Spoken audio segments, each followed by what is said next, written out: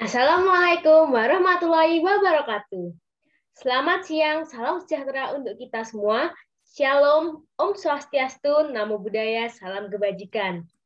Selamat datang dan selamat bergabung pada workshop PKKM TPB UGM 2021 seri keempat yang berjudul Pengembangan Agroindustri Kakao Berbasis Teknologi 4.0 untuk meningkatkan kualitas produk dan produktivitas lahan.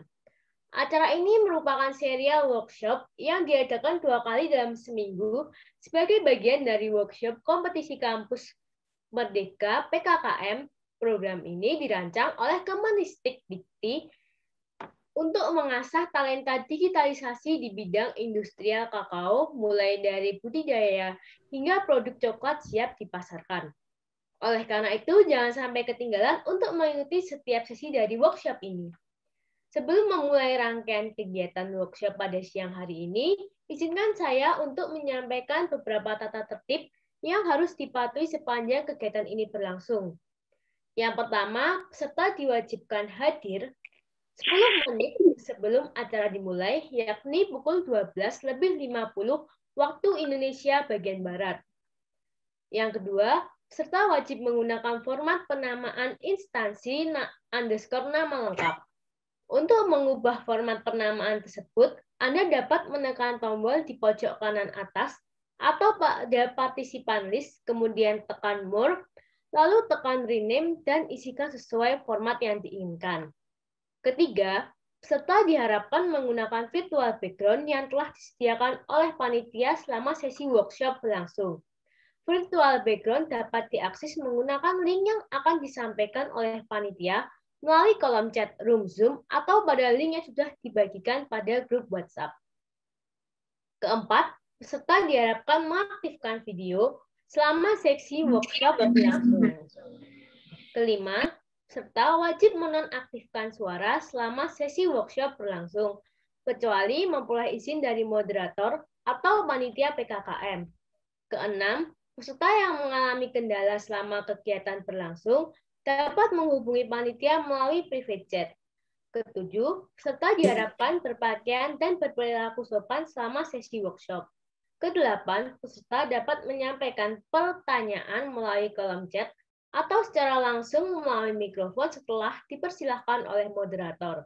Kesembilan, dimohon bagi para peserta untuk mengisikan presensi kehadiran melalui tautan yang akan disediakan ketika sesi workshop berlangsung. Lalu terakhir, informasi sesi selanjutnya workshop PKKM dapat dilihat pada akun Instagram kami, yakni @tpb.ugm, serta akun Facebook atau Twitter kami @tpbugm. Diharapkan seluruh peserta mematuhi tata tertib yang ada supaya workshop dapat berjalan dengan lancar. Pada workshop kali ini, kita akan berdiskusi ditemani Dr. Ewin Prastowo dari Pusat Studi Kopi dan Kakao Puslitkoka Jember yang akan membawakan materi potensi pengembangan teknologi berbasis smart farming pada pertanian kakao. Kemudian akan dilanjutkan oleh Bapak Didi Narko, STP MSc, dari PT Mitra Sejahtera Membangun Bangsa dengan materi penerapan teknologi smart farming untuk kegiatan budidaya pertanian. Kita juga akan ditemani oleh moderator kita. Beliau adalah Bapak Makbul Hajat, PhD. Saya akan mengenalkan beliau secara langsung melalui CV berikut. Beliau telah menempuh pendidikan S1 di Teknik Pertanian Universitas Gadjah Mada, S2 pada Manufacturing System and Mechanical Engineering SIIT Thammasat University, dan S3 pada Industrial and Manufacturing System Engineering pada King Mong Kruts University of Technology Thonburi. Beliau juga telah melakukan berbagai penelitian, misalnya saja pada rancang bangun dan optimasi alat separator biji-bijian skala laboratorium untuk meningkatkan kebersihan dan keseragaman produk, ataupun pada optimasi proses pengolahan limbah akar hidroponik menjadi arang aktif menggunakan teknologi pirolisis. Untuk itu, tanpa menunda waktu, mari kita mulai diskusi pada hari ini. Kepada Bapak Makbul, saya persilahkan. Baik, Assalamualaikum warahmatullahi wabarakatuh. Pertama, saya ucapkan terima kasih kepada MC atas waktu dan kesempatan yang telah diberikan. Saya ucapkan juga selamat datang dan selamat bergabung kepada Bapak, Ibu, dan teman-teman sekalian pada acara workshop program kompetisi Kampus Merdeka atau PKKM Teknik Pertanian 2021. Seperti yang telah disampaikan oleh MC bahwa acara workshop hari ini merupakan serial workshop terkait pengembangan agroindustri kakao berbasis smart teknologi. Pada seri-seri berikut sebelumnya telah dibahas beberapa topik terkait tahapan budidaya dan pasca panen kakao serta sistem pendukungnya seperti bidang klimatologi dan penggunaan radar untuk estimasi iklim. Oke, pada serial workshop ini juga ini akan dibahas beberapa topik lainnya seperti smart teknologi budidaya, kemudian pasca panen kakao, pengolahan kakao, smart teknologi coklat, produk development kakao, pemasaran sampai pada tahap supply chain pada serial-serial berikutnya. Sehingga teman-teman yang sudah mendaftar pada seri hari ini itu bisa juga mendaftar untuk seri-seri berikutnya. Oke, acara ini nanti kita awali dengan penyampaian materi oleh dua narasumber kita masing-masing sekitar 40 menit. Kemudian dilanjutkan dengan sesi diskusi atau tanya jawab. Nanti bagi peserta yang ingin mengajukan pertanyaan, mohon dapat menuliskan melalui chat room pada Zoom ini dengan menyebutkan nama dan asal institusi terlebih dahulu. Di sini kita telah ditemani oleh dua narasumber kita, yaitu yang pertama ada Bapak Teguh Iman Santoso, SPMSI dari Pusat Studi Kopi dan Kakao atau Puslit Koka Jember. Selamat siang Pak Teguh. Pak Teguh sudah hadir ya? Oke. Berikut ini nanti saya perkenalkan beberapa informasi terkait Pak Teguh Iman Santoso. Oke. Nama lengkap beliau adalah Teguh Iman Santoso dari Pusat Penelitian Kopi dan Kakao Indonesia. Beliau menempuh studi S1 dari Universitas 11 Maret Surakarta, kemudian S2 terkait biologi tumbuhan dari Institut Pertanian Bogor atau sekarang dikenal dengan IPB University ya. Bidang kepakaran itu terkait agronomi dan fisiologi. Beberapa penghargaan yang pernah beliau dapatkan, pertama nominasi peneliti berprestasi atau Outstanding Research Award pada tahun 2020, kemudian juga peneliti terbaik Pusat Penelitian Kopi dan Kakao Indonesia pada tahun 2020 dan peneliti dengan hasil inovasi terbaik Pusat Penelitian Kopi dan Kakao 2020. Sepertinya ini senang sekali dengan inovasi ya. Ada beberapa juga produk atau prototipe dan pembaharuan teori atau konsep IPTEK 2017-2020 yang pernah diraih. Ini seperti metode deteksi dini Caretobasidium theobromai cendawan ya. Kemudian ada beberapa lainnya ya. Oke. Nanti untuk Bapak Teguh Iman Santoso, nanti kami akan berikan waktu untuk pemaparan selama 40 menit. Kemudian nanti akan saya berikan reminder apabila waktu yang tersisa 3 menit. Oke, untuk mempersingkat waktu kepada Bapak Teguh kami persilahkan.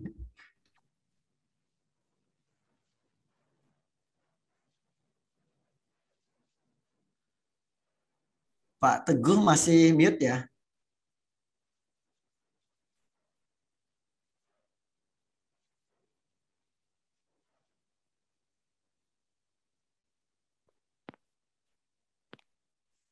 Ya, sudah Pak ya. Oh, Sudah masuk. sudah. Ya, ya. Ya. Baik. Pantesan tadi nggak merespon ya.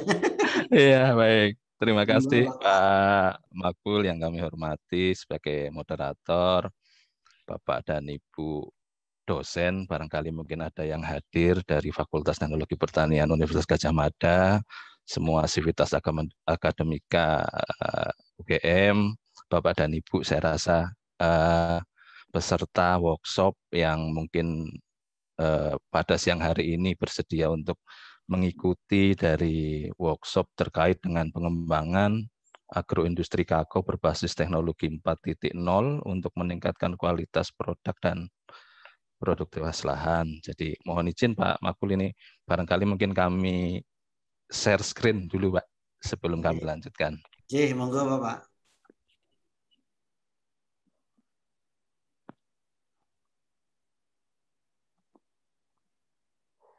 Sampun nggih, mudah-mudahan bisa masuk ke Sampun. terima Bapak dan Ibu. Baik, ini mohon izin kami menyampaikan terkait dengan potensi pengembangan teknologi berbasis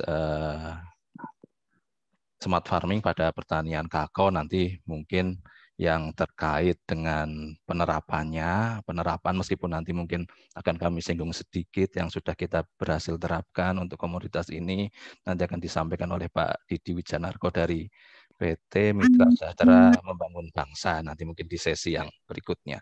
Baik, Bapak dan Ibu, rekan-rekan semua, jadi mohon izin tadi kami sudah diperkenalkan diri oleh Pak Makbul, kami susun materi ini bersama dengan rekan kami di Laboratorium Agronomi dan Fisiologi Pusat Penelitian Kopi dan Kakao Indonesia dengan Pak Fahruzi Zakaria, dan saya rasa mungkin nanti Bapak dan Ibu bisa mengikuti hasil-hasil riset kami di ResearchGate, dan mungkin beberapa ada profil LinkedIn kita yang saya rasa mungkin update terkait dengan hasil riset, tapi meskipun saya rasa itu latar belakang kita di di agronomi dan fisiologi mungkin agak sedikit, ya saya rasa berbeda dengan yang sudah biasa teman-teman rekan-rekan semua lakukan di teknologi pertanian, tapi mungkin barangkali bisa memberikan masukan lah, memberikan insight untuk teman-teman semua.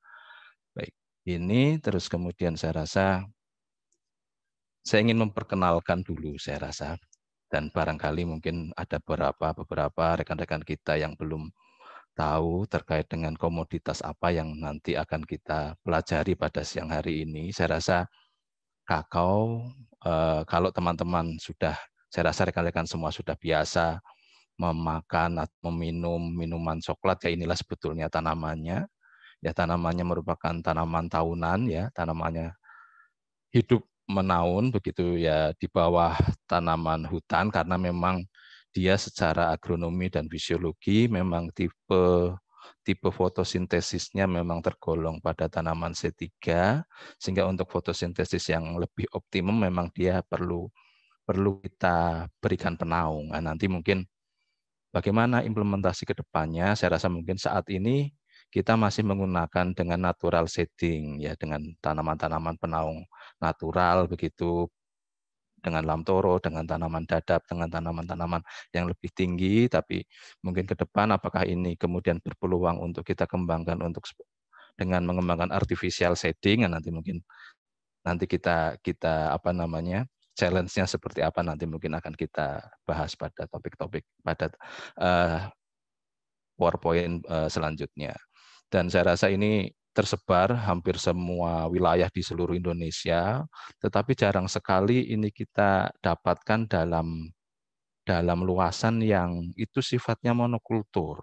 Jadi sifatnya itu komoditasnya hanya kakao saja, karena tadi seperti yang saya sampaikan bahwa komoditas ini memang disandingkan, ya, karena memang tipenya itu membutuhkan penaung, sehingga dia memang harus disandingkan dengan komoditas yang lain seperti penaung lamtoro, atau mungkin kemudian ada sengon atau tanaman kayu yang itu kita desain dalam bentuk box system, tetapi ditanam di barisan dalamnya tetap menggunakan tanaman yang bisa kita kelola pangkasannya, itu dengan menggunakan lamtor. Sehingga jarang sekali kita mendapatkan tanaman ini dengan berbasis yang hanya 100% tanaman kakao saja. Bahkan mungkin di Jawa saya rasa teman-teman petani kita mengadopsi tanaman kakao ini dengan tanaman kelapa sebagai settingnya. Saya rasa itu sebagai pengantar.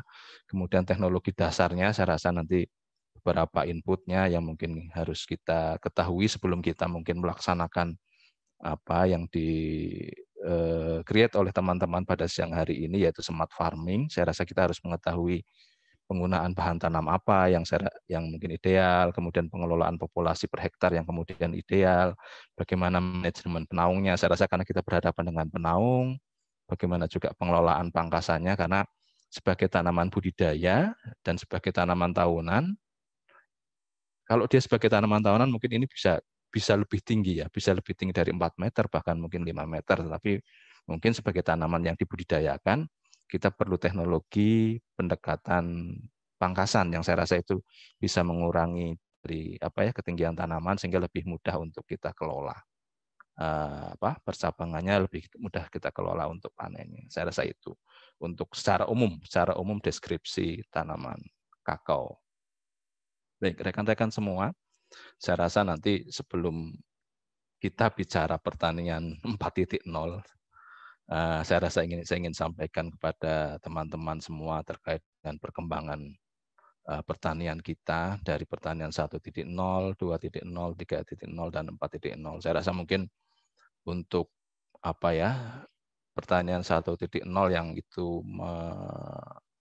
membawa kearifan lokal dari masing-masing petani, masing-masing masyarakat di suatu daerah. Saya rasa ini sudah menelurkan kita sebagai bangsa Indonesia, saya rasa sudah menelurkan beberapa teknologi yang saya rasa mungkin itu teknologi yang kemudian mendunia. Saya rasa Bapak dan Ibu sudah sering mendengar sekali dengan teknologi mukibat, yaitu teknologi untuk menggabungkan ubi kayu yang tadinya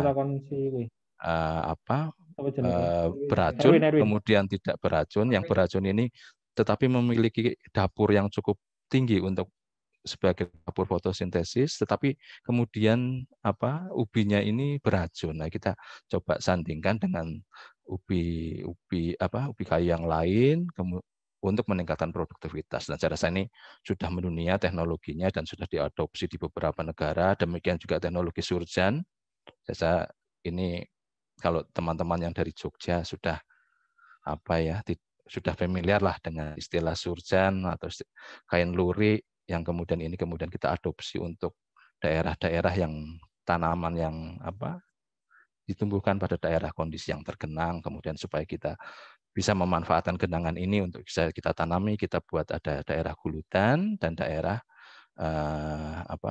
yang lebih rendah untuk bisa dua tanaman ini bisa tumbuh. Saya rasa ini sudah sering kita dengar, dan saya rasa untuk di kakao teknologi mukibat atau mungkin teknologi sambung atau mungkin sambung pucuk terutama, jadi menggabungkan antara batang atas dan batang bawah ini sudah juga lama sekali dikembangkan, dan itu juga menjadi teknologi yang saat ini dia adopsi untuk masyarakat petani kakao di Indonesia.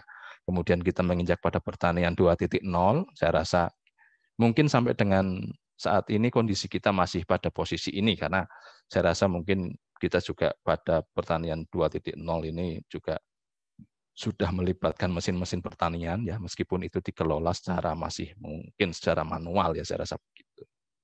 Dan saya rasa mungkin outputnya saya rasa untuk di kakao ini beberapa teknologi yang itu menggunakan pengelolaan tanaman yang secara intensif dan terpadu untuk di kakao. Saya rasa ini sudah diterapkan di PTPN yang cukup besar PTPN 12 di Jawa Timur, dan saya rasa mungkin bagaimana peluangnya pengembangan ini ke depan, saya rasa mungkin ini tergantung nanti kami juga sampaikan tentang postur komoditas ini di Indonesia itu sebetulnya bagaimana sih sebarannya antara di rakyat dan di perkebunan swasta atau nasional yang besar. Nah, pertanian 3.0 dan 4.0 ini menurut perspektif kami ya dari Puslitkoka memang ini belum terjadi secara radikal ya. Belum terjadi secara radikal, tapi mungkin ini sudah terjadi namun sesuai dengan kebutuhan ya, dan kebutuhan terutama kebutuhan SDM dan kebutuhan terkait dengan teknologi itu sendiri yang kemudian akan diimplementasikan di masyarakat petani. Karena saya rasa mungkin ini sebetulnya untuk mengatasi kan isu limitasi faktor pendukung pertumbuhan tanaman seperti air, mungkin kemudian kesuburan. Saya rasa kemudian itu juga dipertimbangkan untuk keberlanjutan produksi dan lingkungan. Saya rasa kemudian menjadi concern kita semua untuk mengembangkan teknologi presisi ini, sehingga input yang kita berikan adalah presisi yang kita dapatkan untuk keluarannya. Saya rasa begitu. Nah, namun demikian saya rasa untuk di kakao mungkin ini tidak terjadi belum terjadi secara radikal, tapi nanti perkembangannya akan kami sampaikan kepada Bapak dan Ibu semua. Saya rasa itu. Terus kemudian saya rasa ini nanti mungkin biar dijelaskan oleh Pak Didik lah nanti ini, karena saya rasa ini mungkin hanya pengantar saja. Artinya untuk smart farming ini kan kita ingin menggabungkan kan antara precision farming kemudian dengan manajemen sistem informasi yang didapatkan kemudian untuk mengoperasionalkan otomatisasi robotik di bidang agrikultural. Nanti mungkin penerapannya nanti biar dijelaskan oleh Pak Didik biar saling melengkapi. Saya bicara terkait yang lebih teknis saja. Baik, Bapak dan Ibu, terkait kakao, saya rasa ini memang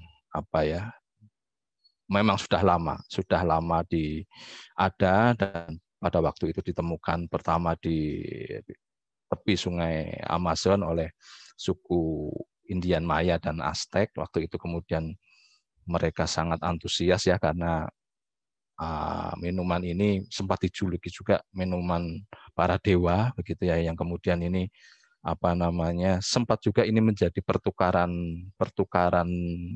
seperti barang begitu ya, pertukaran nilai yang untuk ditukarkan dengan barang. Saya rasa ini waktu itu menunjukkan bahwa ini memang barang yang sangat berharga, sehingga kemudian pada era kolonial, era Belanda waktu itu kemudian ini coba diintroduksikan ke Indonesia ya. Saya rasa mungkin begitu rata-rata sejarah dari tanaman perkebunan masuk ke Indonesia. Saya rasa mungkin dibawa oleh kolonialisme Belanda. Saya rasa mungkin seperti itu. Kemudian secara posisi ya, saya ingin bicara secara posisi bahwa memang secara posisi bahwa kakao dunia itu kita pernah menduduki nomor 3 terbesar sebagai produsen, tetapi saya rasa mungkin karena umur bahan tanam yang sudah cukup tua, kemudian kita terlambat dalam memitigasi iklim, artinya tadi kebutuhan penaung, kebutuhan pengelolaan penaung, kita terlambat untuk melakukan mitigasi sehingga terjadi tren penurunan produksi ya, yang saya rasa itu faktornya mungkin beberapa bermacam-macam, termasuk diantaranya mungkin faktor adanya persaingan dengan komoditas lain. Saya rasa kemudian pada tahun 2020 sehingga kita tercatat sebagai negara penghasil ke-6. Pada awalnya yang kita sempat negara penghasil ketiga terbesar di dunia. Saya rasa ini masih berpeluang untuk kembali kita naikkan dari sisi prospek komoditas, karena data dari ICCO, posisi grinding dunia, kebutuhan olah pabrik dunia juga masih meningkat. Artinya ini harus kita supply dengan bahan baku olah pabrik yang cukup untuk memenuhi kebutuhan grinding dari kapasitas olah pabrik di dunia. Sebentar. Baik, luas areal dan produksi kakao, saya rasa ini juga di Indonesia. Saya ingin menyampaikan kepada rekan-rekan semua bahwa kondisi yang tadi yang saya sampaikan di PTPN 12 masih ada perkebunan kakao itu hanya mungkin hanya sekitar 3 sampai dengan 5% saja lah, atau mungkin bahkan kurang. Karena kalau Bapak dan Ibu rekan-rekan semua lihat di data yang disajikan oleh Dirjen BUN 2017 dari total bar yang biru itu,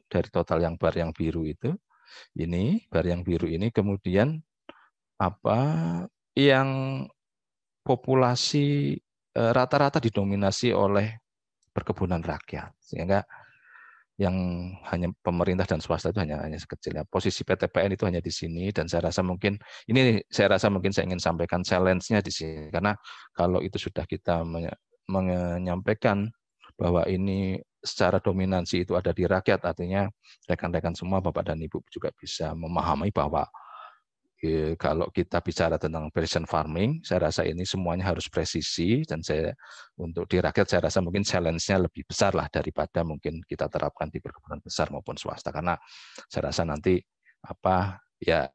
harus ada klasterisasi, saya rasa mungkin terkait dengan baik itu dari sisi kepemilikan, dari sisi dominan perkebunan di rakyat daripada di perkebunan swasta besar dan nasional.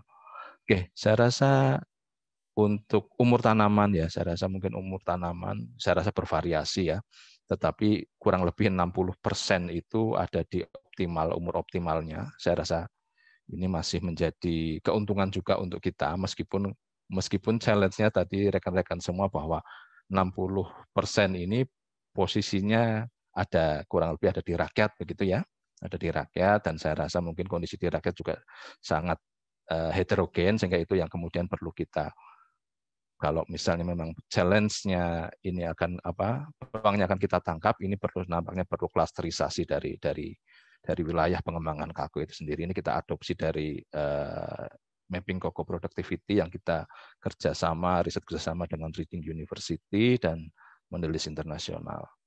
Oke, ini yang saya juga sampaikan, ini saya rasa mungkin akan menjadi challenge kita semua ketika kita akan mengembangkan ini, bahwa kepemilikan lahannya cukup rendah, cukup sedikit.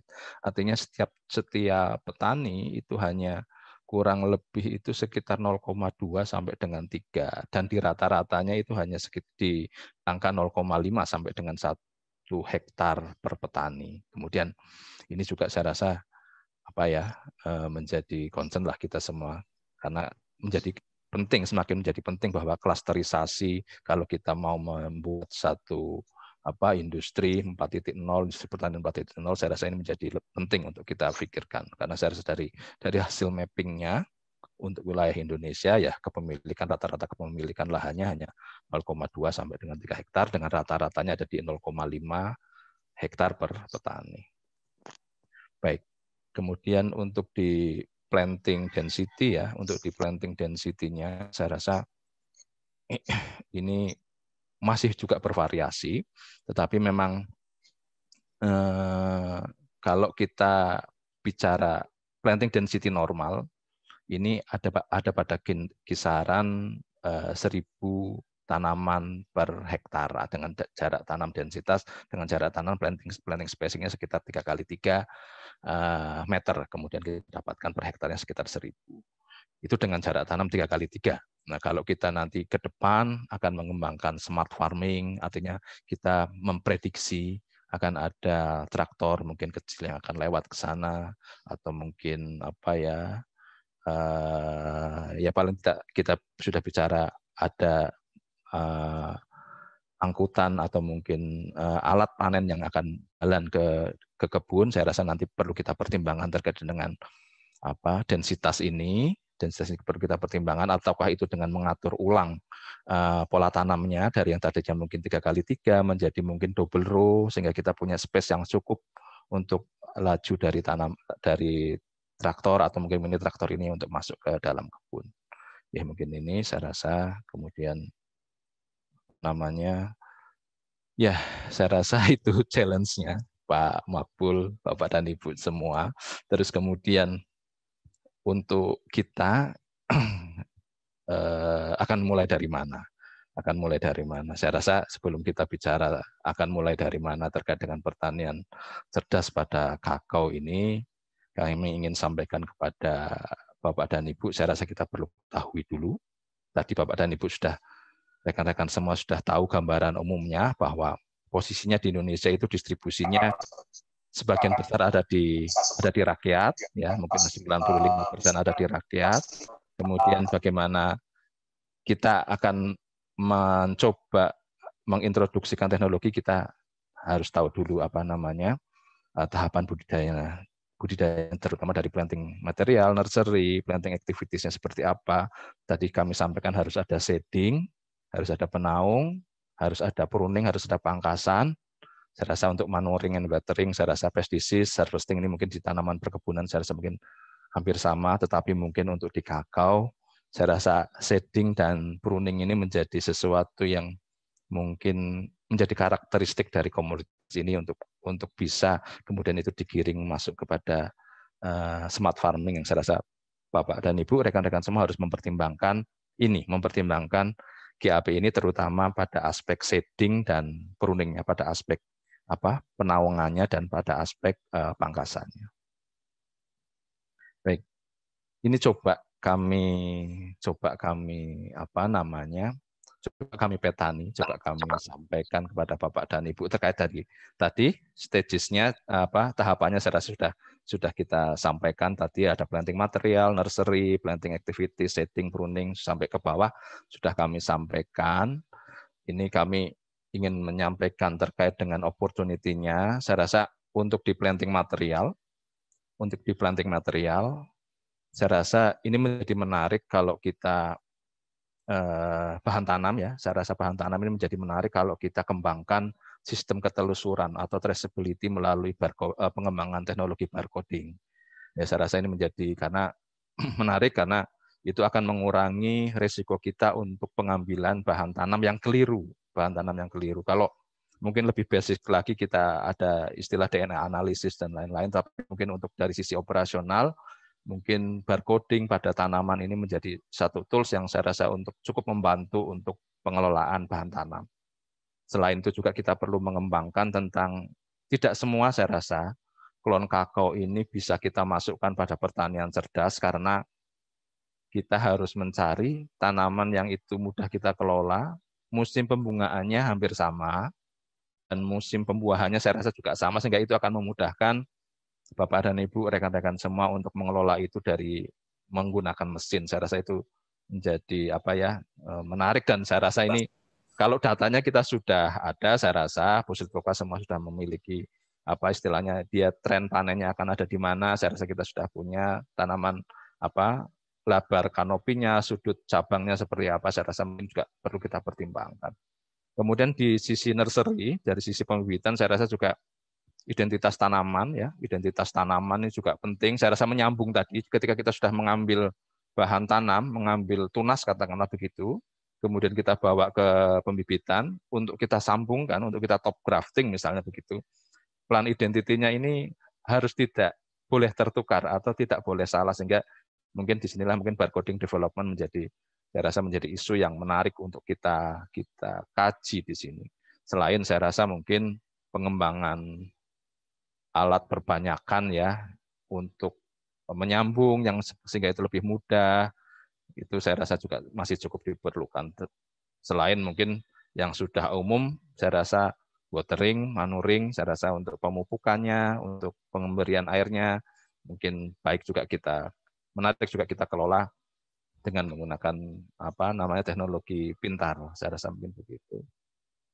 Dan saya rasa untuk planting activities tadi, saya rasa kita perlu memikirkan karena jarak tanam normalnya ada di 3x3, dan itu sangat menyulitkan untuk traktor atau mungkin mini traktor bisa masuk, sehingga kita perlu pikirkan mungkin double row, terus mungkin 2x2 atau mungkin 2,5 x 2,5, mungkin ada sisi yang 4 meter sehingga mungkin tanaman traktor mungkin bisa masuk, itu mungkin akan menarik dipelajari. Saya rasa mungkin kalau vertical farming mungkin belum memungkinkan kalau untuk kakao karena ini merupakan komoditas tahunan. Saya rasa mungkin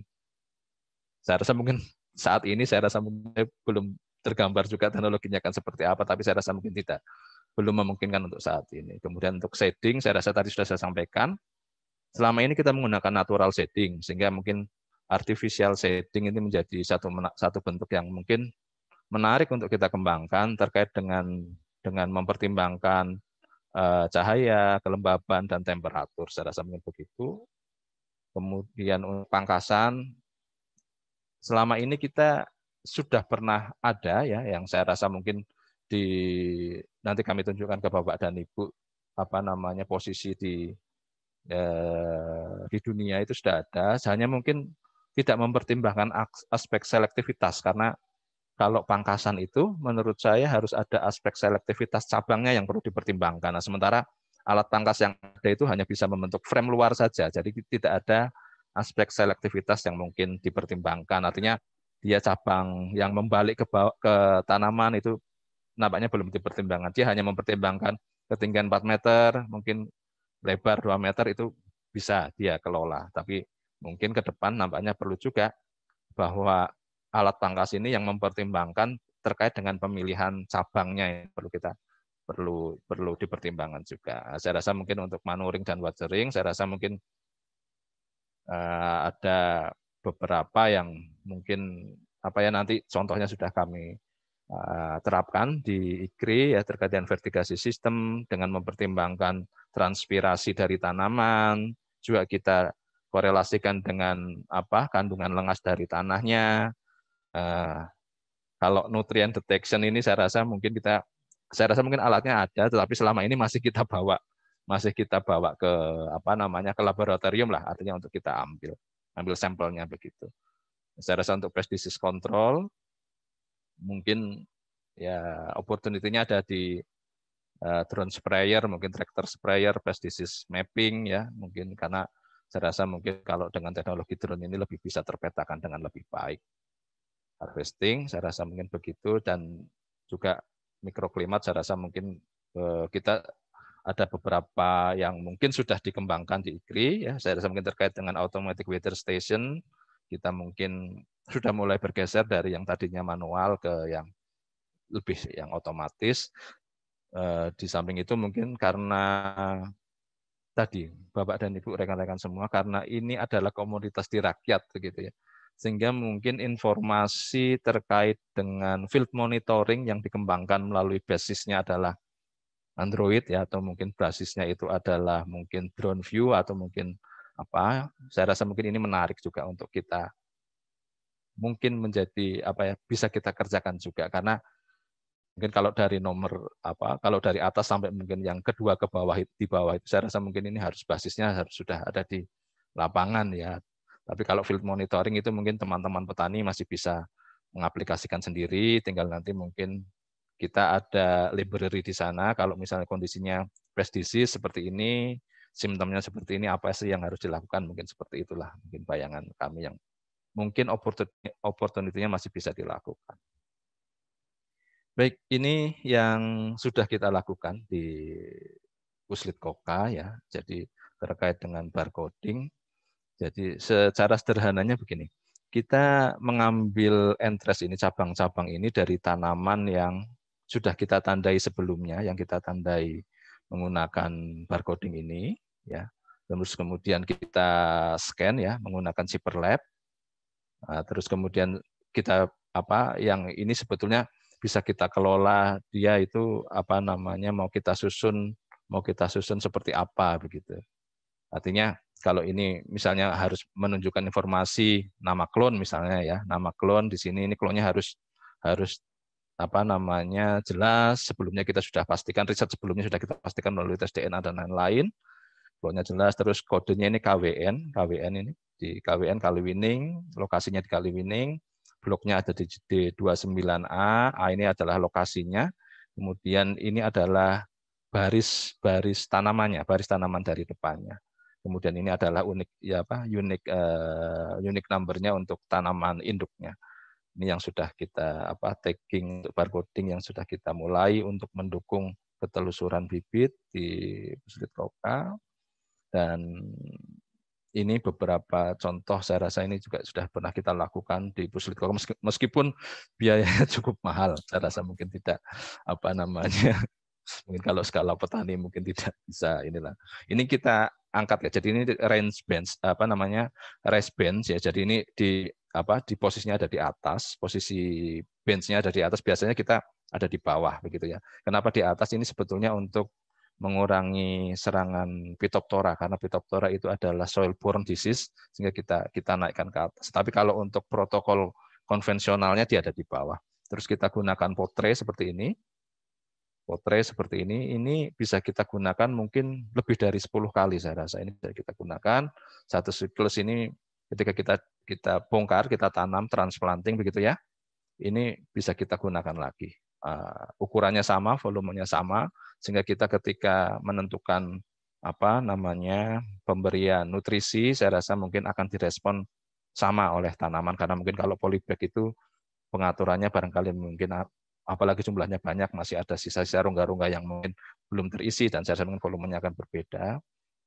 Tetapi kalau yang model di bawah ini, saya rasa mungkin ini saya ambil di di internet, saya rasa mungkin ini belum pernah kita lakukan lah untuk teknologi mengetahui kemudian irigasi irigasi pemberian nutrisinya melalui emitter, ini belum, saya rasa mungkin kita belum pernah lakukan. Tapi kalau yang gambar 2 di atas kita sudah pernah lakukan di IKRI ya. Terus ini adalah yang saya sampaikan, ini kenapa perlu ketelusuran. Jadi saya rasa ini adalah metode pembuatan bahan tanam gitu ya. Artinya kita ada 2 yang kita gunakan, batang bawah atau rootstock ya sebagai batang bawah, kemudian sayan atau sebagai batang atasnya itu yang kita ambil dari mother trees tadi itu. Sehingga itulah kemudian kita nampaknya perlu ketelusuran itu.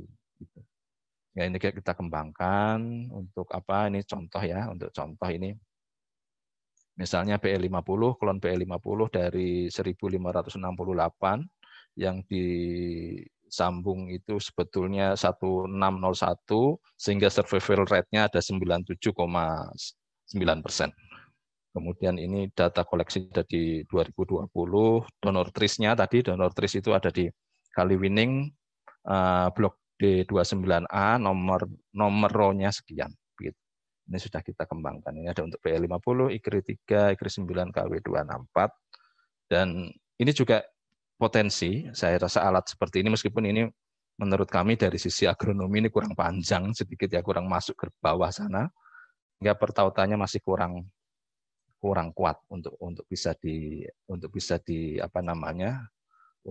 ditransplanting, untuk mengakibatkan tanaman ini menjadi kokoh. Namanya ini perlu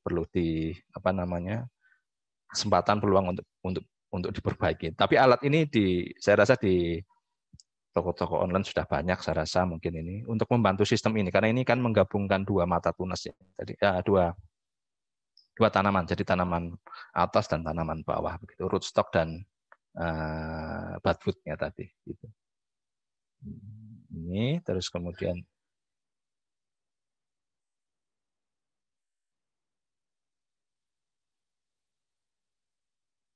ya, saya rasa ini adalah videonya, mudah-mudahan jalan di tempat Bapak Ibu ya ini ya. Di tempat rekan-rekan mudah-mudahan jalan videonya. Ini alat pangkasan kita yang yang saya coba cari sebetulnya. Kalau yang gambar depan ini sebelah kiri saya cari di beberapa referensi, coba saya cari. Kemudian ini kan tidak mempertimbangkan pangkasan itu, tidak mempertimbangkan selektivitas cabang. Ini hanya memendekkan saja, jadi memendekkan tajuk yang mungkin tadinya mungkin di atas 4 meter begitu ya, kita pendekkan saja, sementara aspek selektivitasnya belum ada, sehingga yang kita kembangkan sementara ini pendekatan kita masih menggunakan seperti ini, karena untuk cabang-cabang yang selektif yang perlu masih bisa kita pangkas ini dengan ini bukan egrek ya, bukan antel, ini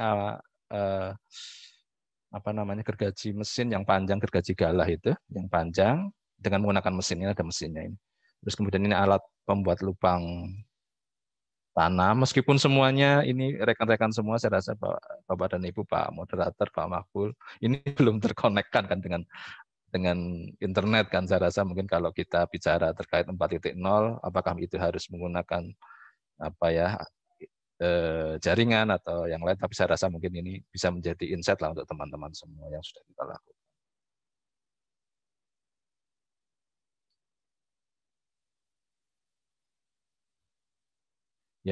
ini yang saya rasa mungkin untuk alat panen, saya rasa kemarin barangkali mungkin sudah pernah disampaikan oleh Pak Rosi pada waktu materi sebelumnya. Saya rasa mungkin ini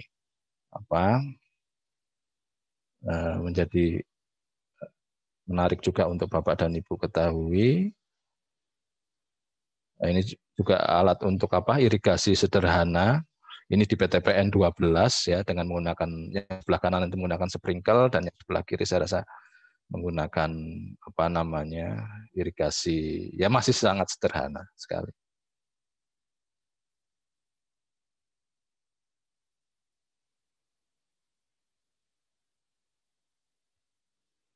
Ini ingin kami tunjukkan juga kepada rekan-rekan semua ini untuk persiapan pemupukan ya. Persiapan pemupukan biasanya kita memang perlu membersihkan piringan itu sehingga daun-daunnya harus kita buka gitu ya. Sementara yang sebelah kanan itu gambaran umum pada perkebunan kakao seperti itu. Bapak dan Ibu rekan-rekan semua, bahwa ada kelapa misalnya, selain tanaman kakaonya itu ada kelapa.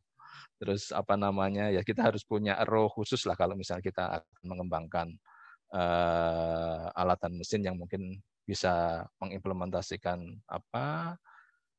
untuk pengendalian organisme pengganggu tanaman. Sepertinya kita perlu row khusus atau jalur khusus untuk melakukan itu karena tanamannya seperti itu. Ini mungkin TM1 tanaman menghasilkan tahun pertama ya TPM2 lah, TPM2 tanaman belum menghasilkan tahun kedua, TM1 masuk ke tanaman menghasilkan pertama. Oke, ini saya rasa terkait dengan irigasi ini.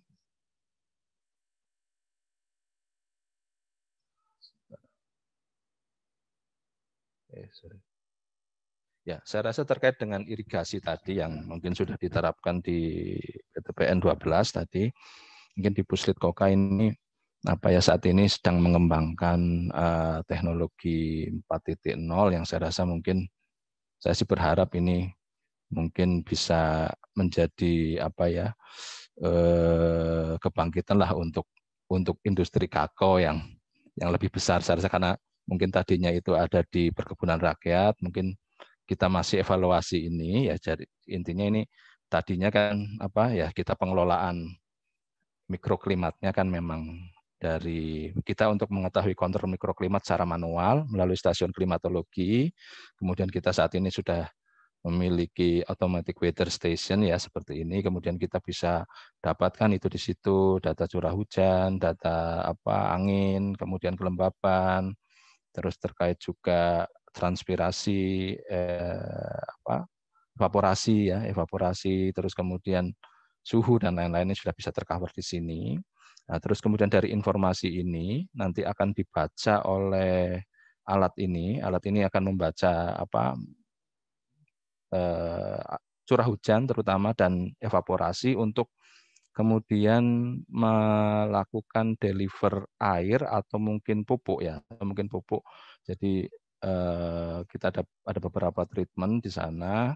Saya rasa mungkin kalau terkait pemberian air, ya kita memang tidak perlu melalui water tank ini. Tapi kalau misalnya memang itu perlu pupuk ya, kita mix dulu dengan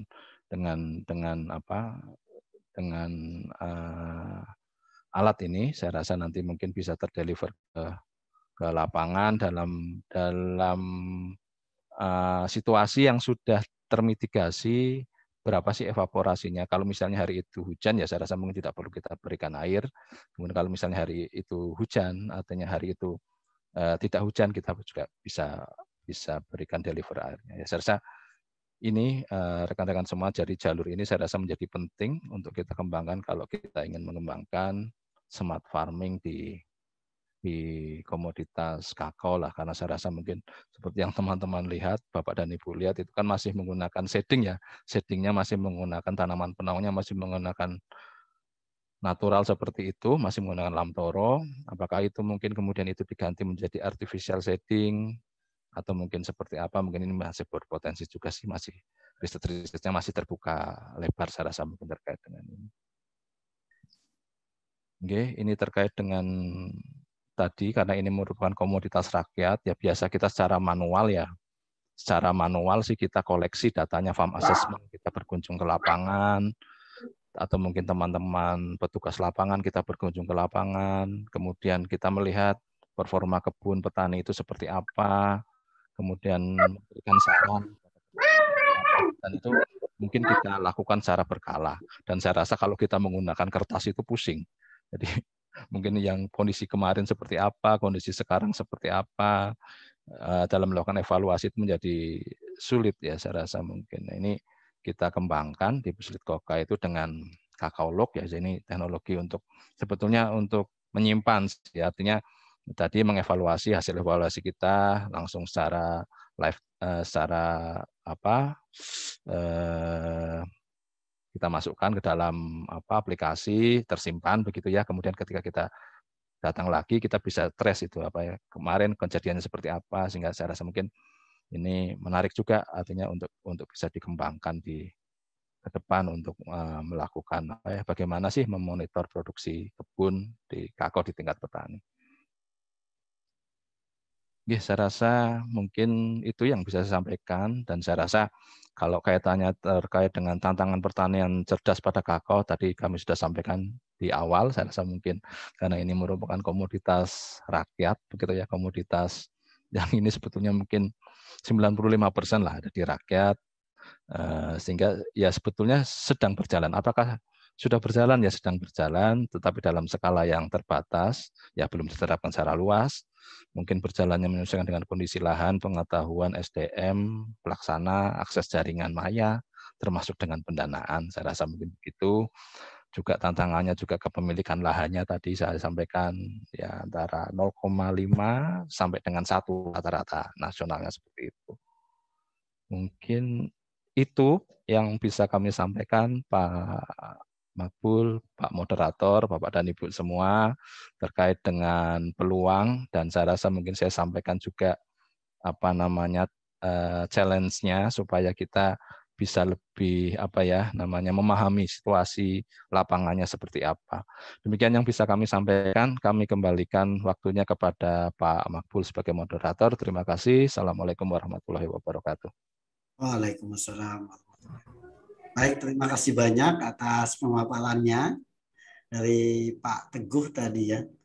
Menarik sekali, setidaknya kita dapat gambaran seperti apa sih pengembangan pertanian 4.0 yang saat ini sedang diusahakan atau sedang digarap di Puslit ya. Oke, saya ada beberapa catatan tadi terkait materi yang sudah disampaikan Pak Teguh. Pertama terkait artificial shading, ini mungkin challenge ya untuk mengganti apa namanya teknik yang sekarang digunakan, yaitu menggunakan tanaman seperti lamtoro tadi ya Bapak ya. Kemudian pengembangan teknologi pertanian 3.0 dan 4.0 di Indonesia ini masih belum banyak ya diterapkan, atau bahasanya Pak Teguh tadi ya, belum radikal ya untuk pertanian kakao terutama. Kemudian ada challenge juga, misalkan kalau untuk monitoring tanaman bisa mengembangkan autonomous vehicle mungkin ya, untuk panen, untuk inspeksi, dan penerapan pertanian presisi tadi ya, untuk apa namanya pemangkasan ya, dan seleksinya seperti apa mungkin itu ya Pak ya. Dan beberapa pertanyaan tadi ya terkait akan mulai dari mana kita akan mengembangkan pertanian 4.0 khususnya untuk pertanian kakao, pada aspek yang mana yang akan kita terapkan terlebih dahulu. Kemudian tadi Pak Teguh juga menunjukkan beberapa teknologi yang saat ini sudah dikembangkan mungkin ya kita bahasanya, seperti barcode untuk traceability ya. Atau mungkin nanti pengembangannya seperti apa, atau kekurangan yang saat ini seperti apa, mungkin nanti bisa ditambahkan di Bapak, sehingga teman-teman di sini mendapatkan challenge-nya itu lebih jelas gitu. Dan beberapa tantangan lainnya seperti pengembangan smart irigasi, smart pest and disease control, smart weather monitoring, dan smart field monitoring. Dan memang penerapannya masih terbatas, ya. Penerapan teknologi pertanian 4.0 ini sangat terbatas karena beberapa alasan. Beberapa di antaranya mungkin sebagian besarnya terkait kepemilikan lahan, jawabannya. Mungkin 95% tadi masih merupakan pertanian rakyat, sehingga penerapan pertanian 4.0 ini masih terbatas pada skala yang sangat kecil. Mungkin selanjutnya terkait SDM dan lain-lain. Oke. Luar biasa. Jadi saya mendapatkan banyak sekali insight ini. Kalau untuk materi ngajar ini nanti ini Bapak banyak yang bisa kita explore di kelas untuk memberikan tantangan. Tadi juga Bapak Ibu dosen di grup WAG itu menyampaikan ini bisa kita gunakan untuk studi independen untuk mahasiswa seperti itu. Jadi terima kasih banyak. Monggo teman-teman semua, untuk yang punya pertanyaan nanti bisa disampaikan melalui chat room ya pada aplikasi Zoom ini dengan menyebutkan nama dan asal institusi. Nanti akan dijawab oleh Pak Teguh pada sesi diskusi ya. Oke. Selanjutnya ya, ini karena tadi kita sudah mendengarkan pemaparan terkait tantangan ya. Oke, mungkin pemateri berikutnya ini yang nanti akan memberikan gambaran atau memberikan jawaban ya. Pengembangan teknologi pertanian 4.0 itu sudah sampai mana di Indonesia. Ini kita sudah kedatangan pemateri yang kedua, yaitu ini saya biasanya manggilnya Bro ini, Bro Didi Wijanarko. Selamat siang Mas Didi. Ya, selamat siang Mas. Oke, gimana kabarnya Mas Didi? Alhamdulillah baik. Oke, nanti Mas Didi akan menyampaikan materi terkait terkait pengembangan ya, pengembangan teknologi berbasis smart farming ya untuk pertanian ya. Untuk waktunya nanti waktu untuk Mas Didi ini maksimal 40 menit untuk pemaparan materi. Kemudian kita akan lanjutkan dengan sesi diskusi. Oke, untuk mempersingkat. Oke, ini beberapa informasi, maaf. Beberapa informasi yang bisa kami sampaikan terkait Mas Didi. Ini nama lengkapnya Didi Wijanarko, STP MSc dari PT Mitra Sejahtera Membangun Bangsa atau MSMB ya. Ini sudah banyak berkecimpung dalam pengembangan teknologi smart atau smart farming ya di bawah payung MSMB. Pendidikan S1-nya dari Departemen Teknologi Industri Pertanian, Fakultas Teknologi Pertanian UGM. Kemudian S2-nya di Biomekatronik Engineering ya. National Pingtung University of Science and Technology Taiwan. Pengalaman ini sekarang saat ini sebagai Direktur Teknologi ya di MSMB pada tahun 2021. Sebelumnya juga pernah menjabat sebagai Kepala Riset dan Pengembangan atau Manajer Project di MSMB 2018 sampai 2020. Sebelumnya juga pernah sebagai Asisten Ahli ya Digital Kedelai Indonesia 2017. Desainer grafis fitnesstip.com pada 2014-2015. Oke, untuk Mas Didi, waktunya untuk menyampaikan pemaparan materi 40 menit.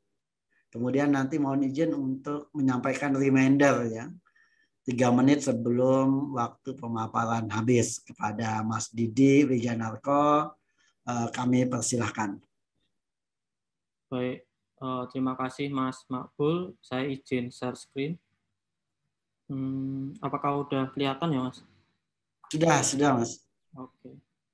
Oke, sebelumnya terima kasih kepada Fakultas Teknologi Pertanian, khususnya dari jurusan TPB yang mengundang kami dari MSMB untuk mengisi workshop di siang ini.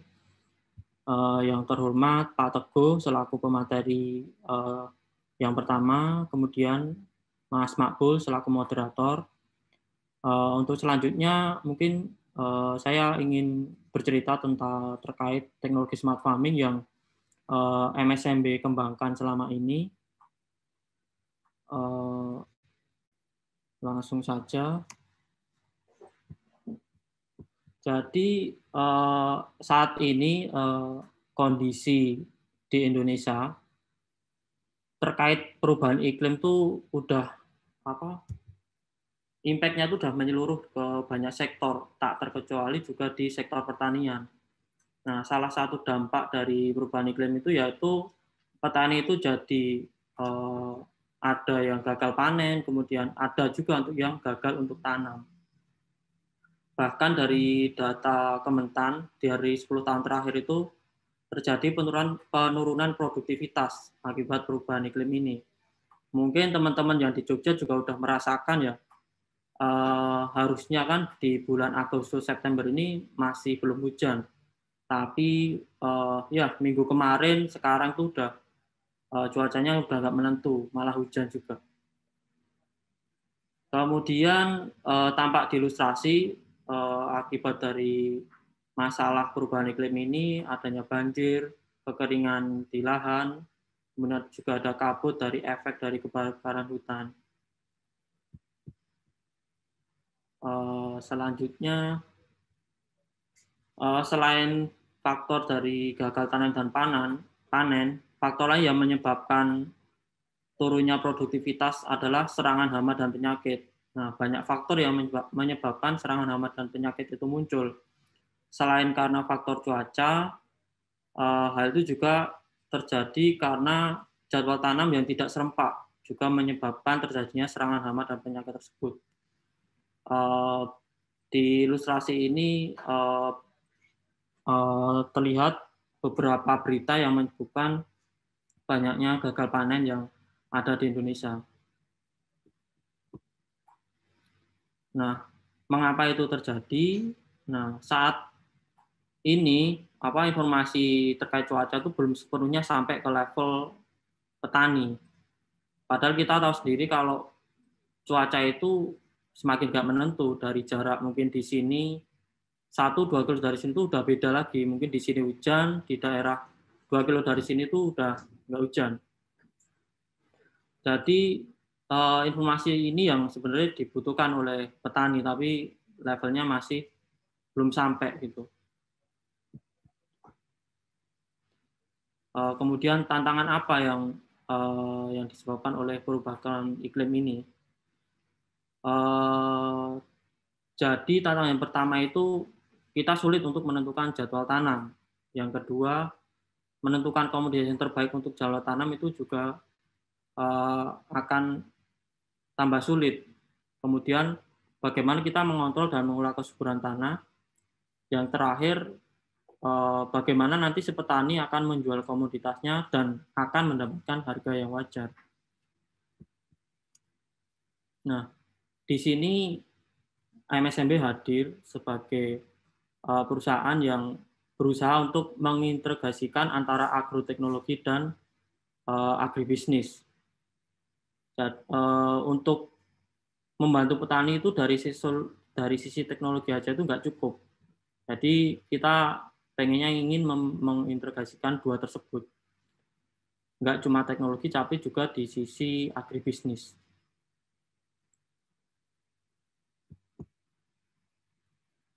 Nah, ini terkait MSMB, yaitu PT MSMB itu Mitra Sejahtera Membangun Bangsa, yang merupakan sebuah startup yang bergerak di bidang agroteknologi, yang kami sebut tuh Ritek Bertani, kemudian ada agribisnis yang kami namain Ritek Market.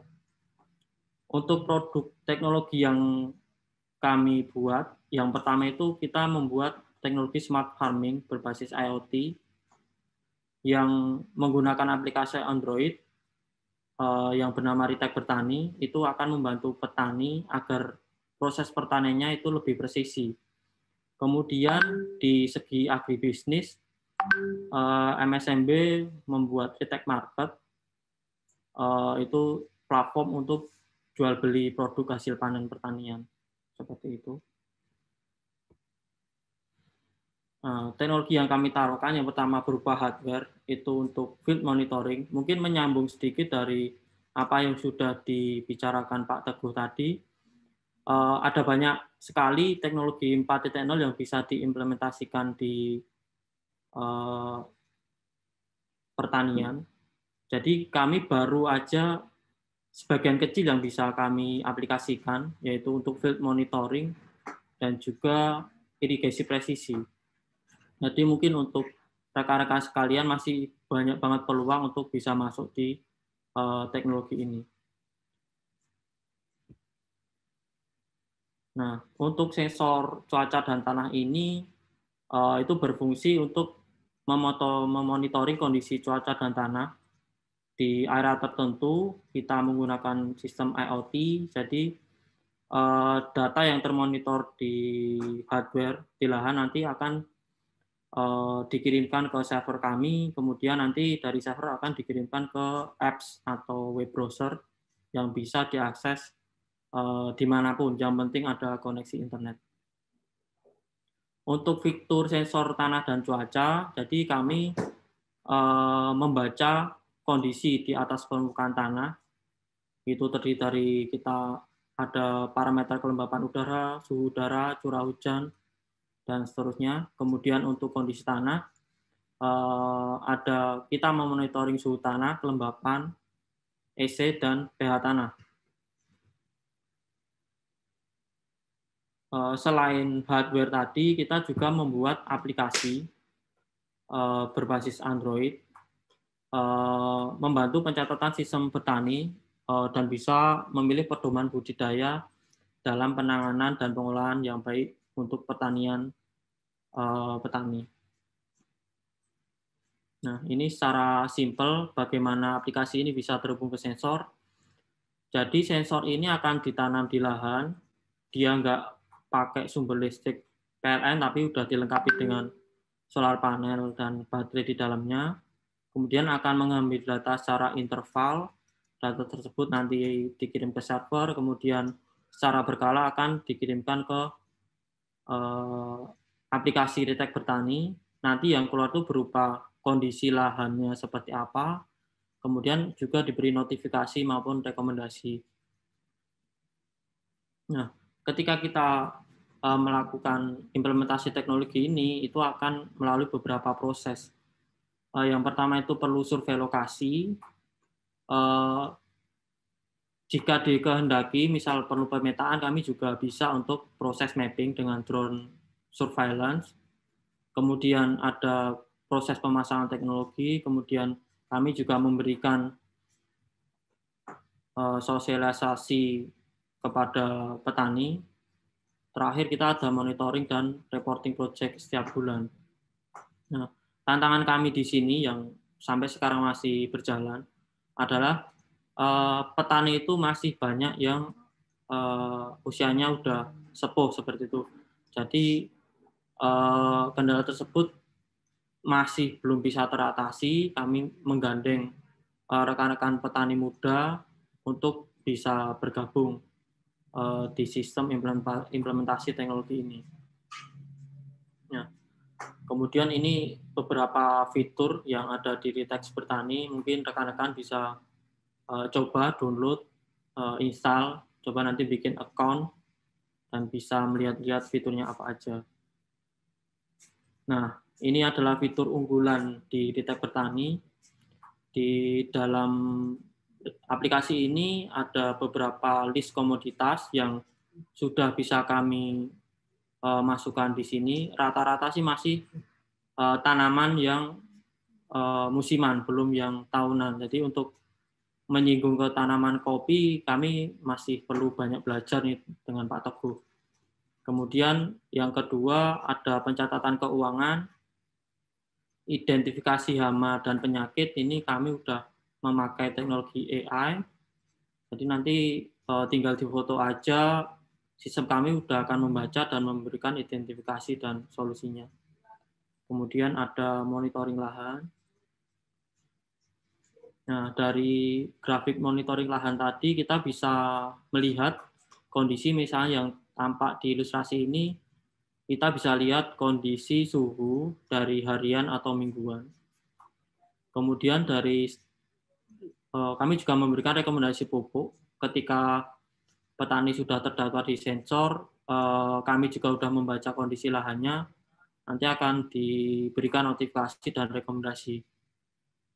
Selanjutnya ada forum dan artikel pertanian. Nah, ini mungkin kami bisa memberikan lebih detail lagi terkait pencatatan keuangan. Nah, di sini biasanya petani pada umumnya itu nggak mencatat aktivitas keuangannya. Jadi dia nggak tahu apakah itu rugi atau udah untung. Jadi di sini kami mencoba untuk menghadirkan fitur di mana setiap aktivitas petani itu nanti akan dicatat di sini. Misalnya petani nanti itu beli bibit, itu nanti akan dimasukkan harganya berapa, untuk jumlahnya berapa, dan dia beli berapa, nanti bisa diupload juga foto kalau ada, kemudian disimpan. Nah, di akhir masa panen nanti akan keluar rangkuman berapa biaya pengeluaran dan potensi pemasukan yang akan didapatkan. Kemudian ini adalah fitur rekomendasi pupuk. Lebih detail lagi ketika petani sudah terkoneksi dengan sensor kita, nanti dia akan mendapatkan notifikasi. Jadi mulai dari pupuk yang pertama itu kapan sampai nanti akhir masa panen. Jadi bisa lebih terukur. Ini adalah fitur sensor. Nah, contohnya seperti ini. Jadi belum semua komoditas bisa kami sajikan di sini, baru beberapa. Jadi mungkin sedikit informasi bagi rekan-rekan yang mungkin mahasiswa yang mungkin tertarik dengan bidang AI. Untuk proses pembuatan ini yang paling penting itu adalah database ketika proses kami mencari referensi gambar untuk proses training. Jadi misalnya teman-teman ingin membuat contoh hama penyakit hawar di jagung atau di padi gitu. Nah, teman-teman harus mempotret ribuan foto untuk cuma satu sampel hama penyakit itu. Jadi baru nanti akurasinya bisa lebih tinggi. Nah, ini ada beberapa yang sudah masuk ke database kami. Ada padi, jagung, cabai, bawang merah, dan kedelai, dan masih proses development untuk komoditas yang lain. Ini contoh gambar-gambar yang kami peroleh dari pengambilan foto untuk data training. Nah, selanjutnya ini ada fitur notifikasi. Fitur ini, salah satu fiturnya itu kita akan memberikan notifikasi ketika ada potensi serangan hama atau penyakit yang akan menyerang di lahan petani. Jadi kami punya rule ketika kondisi cuaca atau kondisi lahannya seperti apa, itu nanti kita akan menyampaikan ketika suhu dan kelembapan itu cocok untuk, misalnya di sini tergambarkan cocok untuk wereng jagung. Nah, jadi rekan-rekan petani itu sudah bersiap ketika akan ada serangan tersebut. Kemudian ini gambaran mungkin semacam dashboard ketika kami ada proses instalasi sensor di lahan. Jadi setiap sensor itu akan ada device ID, project dengan siapa, kemudian lokasinya di mana. Nah, ini contoh bacaan sensor di dashboard. Jadi ini web based.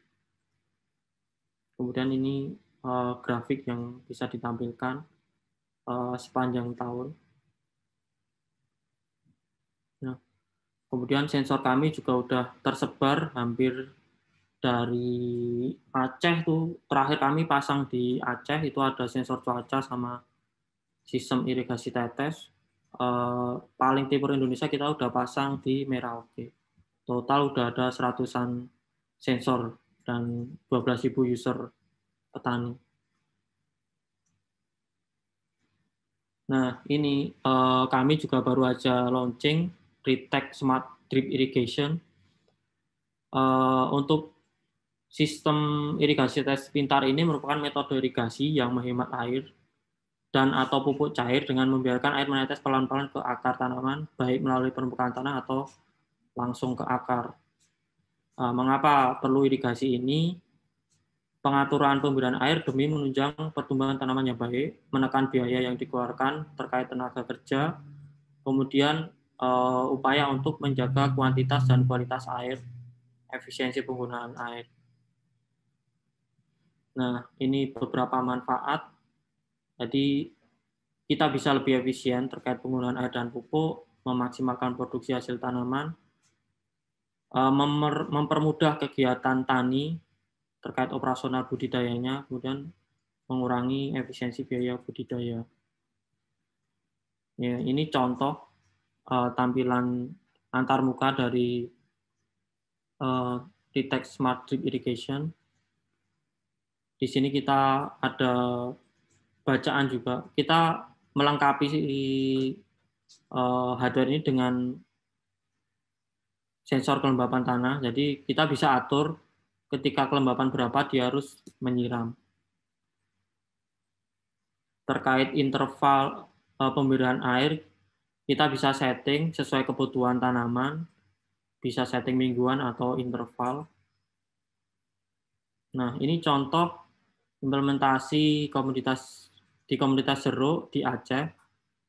Ini kemarin kita demplot untuk 1000 meter, sekitar 60 pohon.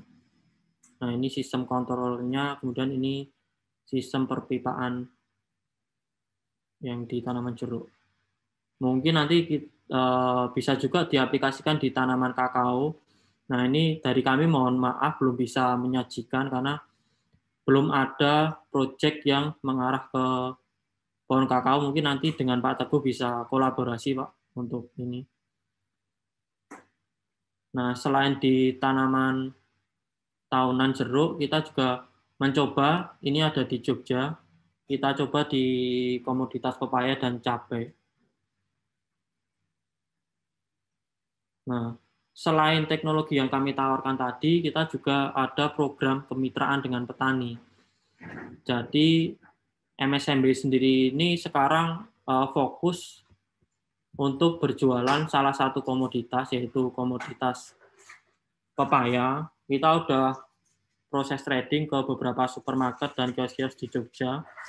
Nah, karena kebutuhan pasar tinggi, kemudian kita coba pendekatan untuk sourcing itu mencari mitra petani.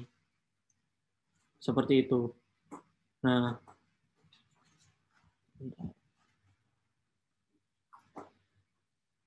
masalah yang dihadapi petani itu biasanya seperti ini. Bingung cara penanganan hama dan penyakit karena tidak ada pendampingan. Kemudian ada resiko gagal panen yang tinggi akibat salah urus. Kemudian harga jual panen pepaya yang tidak menentu akibat ketiadaan jaminan pasar.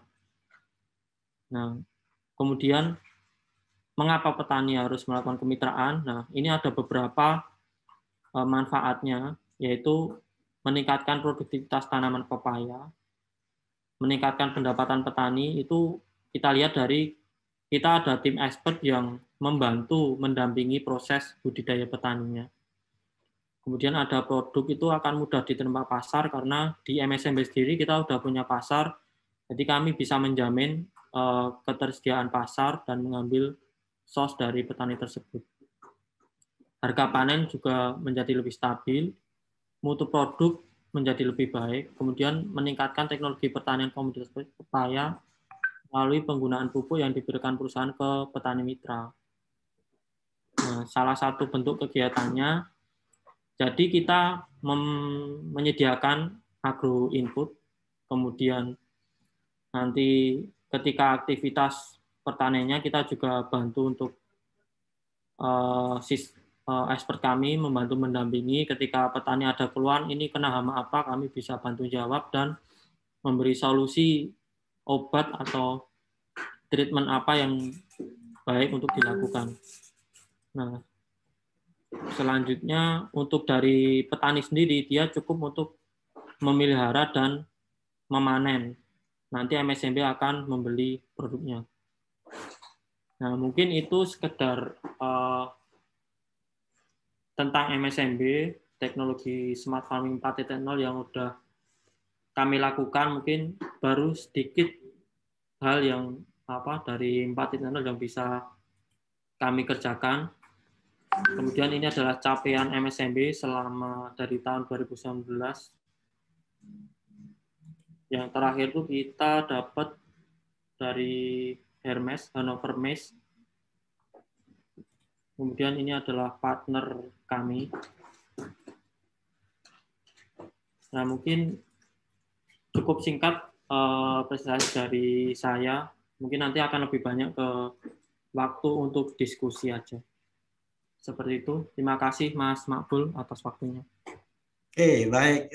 Terima kasih banyak Mas Didi Wijanarko atas materinya luar biasa. Nah, ini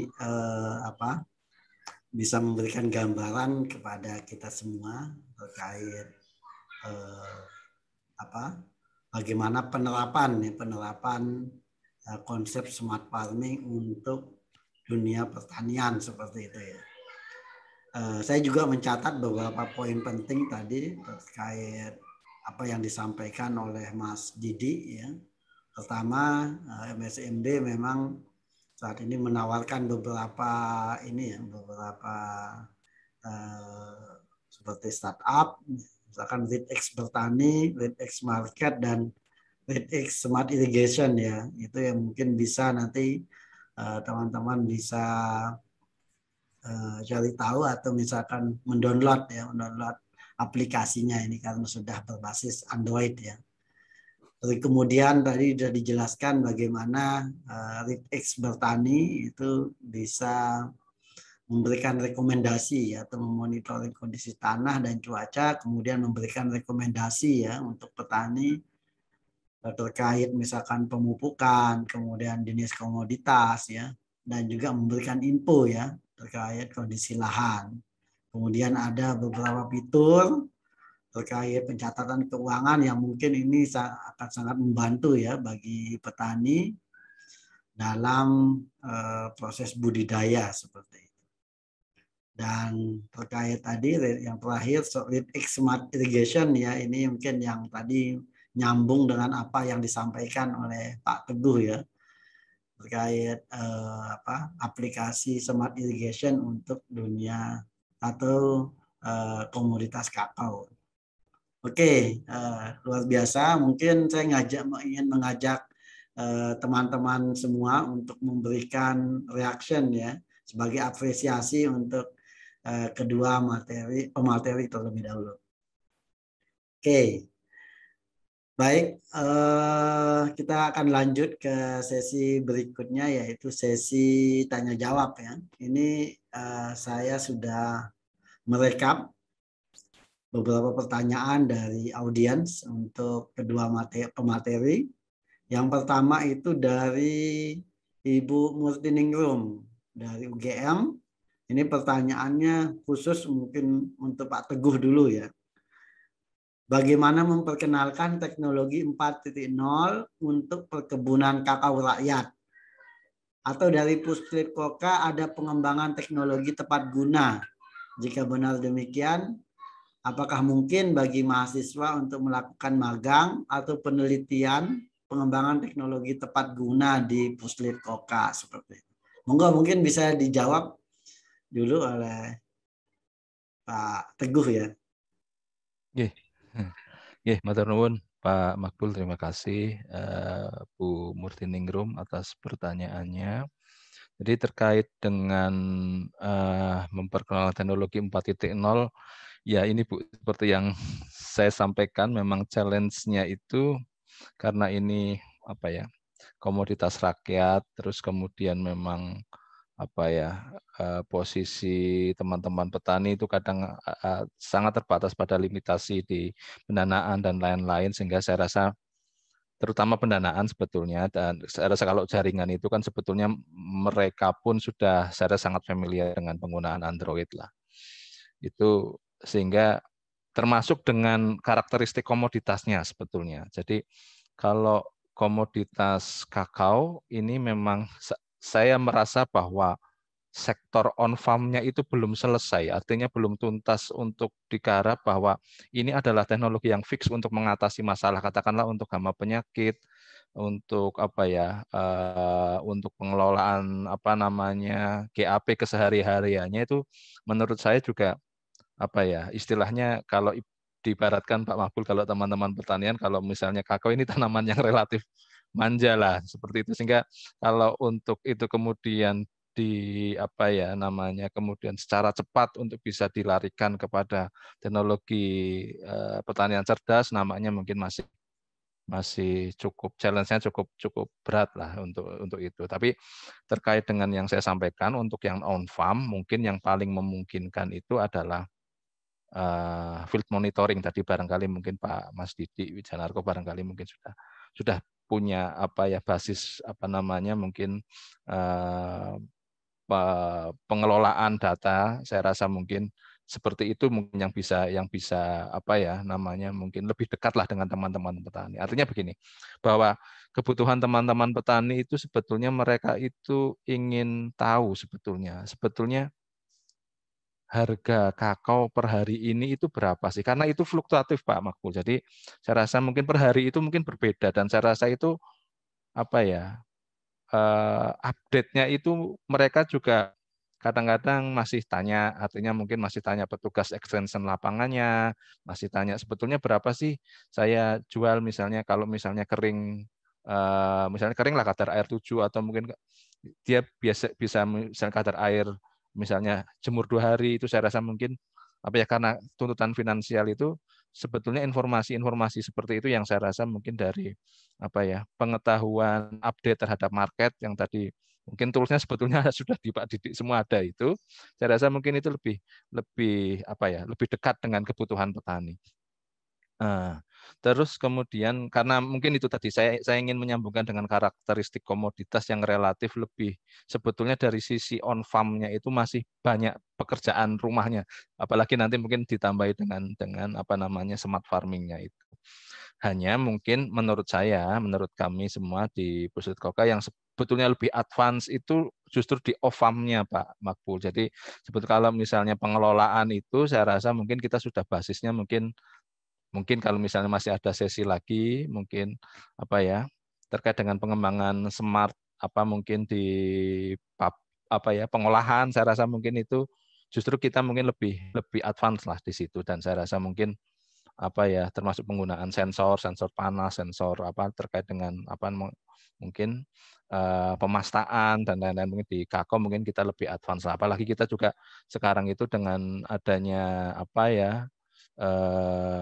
petani ini sistem kelembagaannya juga mulai dibangun, mereka sudah mulai membangun pabrik-pabrik kecil begitu untuk meningkatkan nilai jualnya, sehingga apa namanya kalau tools itu saya rasa mungkin kita sudah lebih ready sebetulnya kalau dari sisi apa ya Puslit Kokanya, karena tadi mungkin sekaligus menyambung pertanyaannya Bu Murti Ningrum juga terkait apakah Puslit Koka sudah mengembangkan teknologi yang tepat guna? Ya kita masih mengembangkan. Kalau untuk on farm-nya kita baru mengembangkan tadi yang kita sebut dengan kokolog. Kokolog itu hanya apa ya? Kokolog itu sebetulnya mirip-mirip dengan yang dikembangkan oleh Pak Didik tadi. Hanya ini untuk monitoring lapangan. Tapi kalau kemudian sebetulnya peluangnya sebetulnya kita sudah mengembangkan lebih banyak dari sisi off farm Pak, dari sisi yang sudah apa ya masuk ke teknologi pengolahan coklatnya. Artinya itu dari apa namanya biji coklat kemudian menjadi minuman atau menjadi apa ya bar coklat. Mungkin begitu Pak Didik barangkali mungkin yang bisa kami sampaikan. Kalau terkait dengan magang saya rasa mungkin kita juga ya apa namanya sangat terbuka terkait itu Bu Murti. Saya rasa mungkin tergantung apa nanti mungkin melihat peluangnya tadi. Jadi saya rasa kalau peluangnya mungkin masih ada di sana apa namanya kalau mungkin apa ya teknologi untuk mendapat informasi pasar, dan untuk yang off farm saya rasa mungkin lebih maju lah kalau dan mungkin lebih siap untuk bisa disampaikan ke teman-teman mahasiswa. Mungkin itu Pak Makbul saya rasa.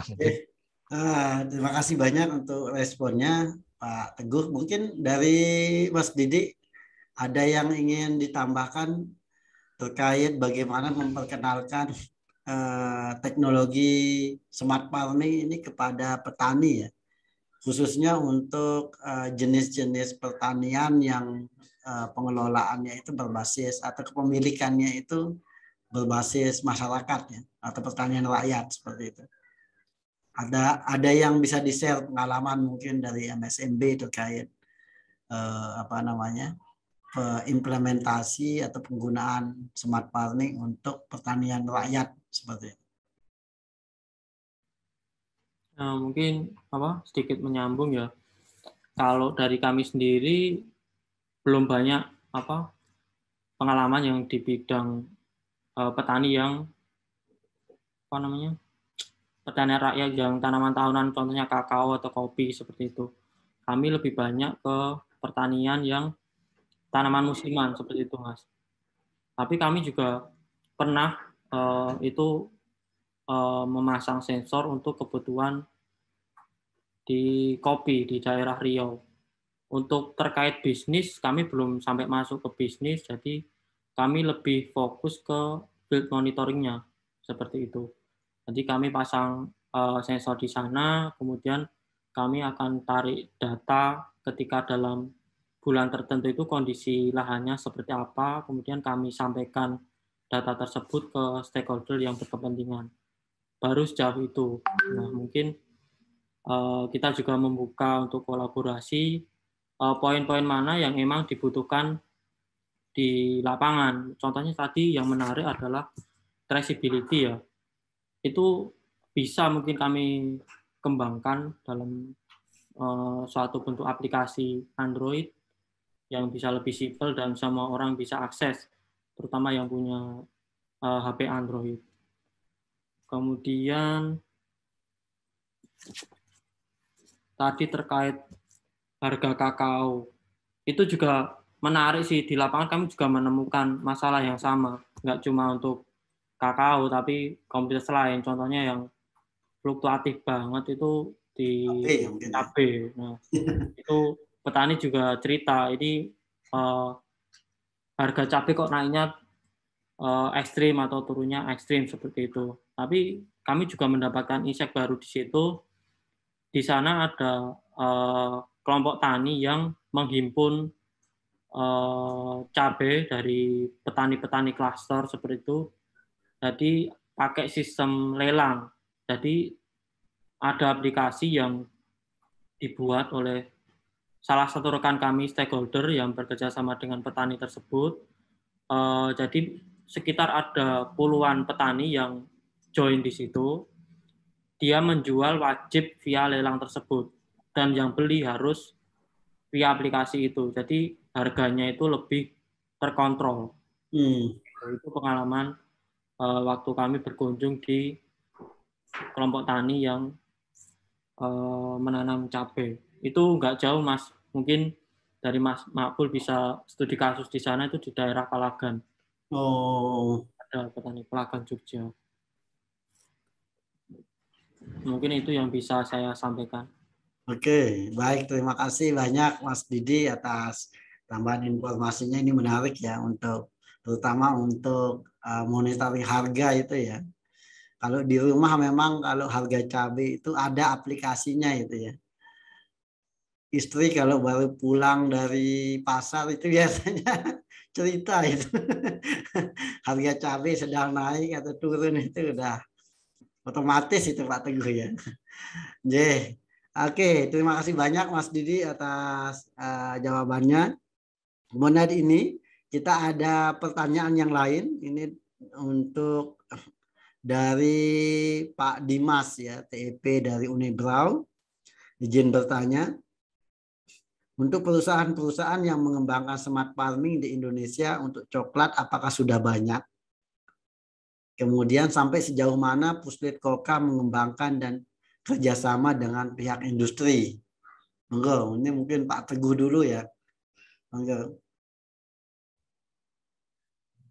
Baik, terima kasih Pak Makbul. Jadi saya rasa terima kasih Pak Dimas atas pertanyaannya. Jadi untuk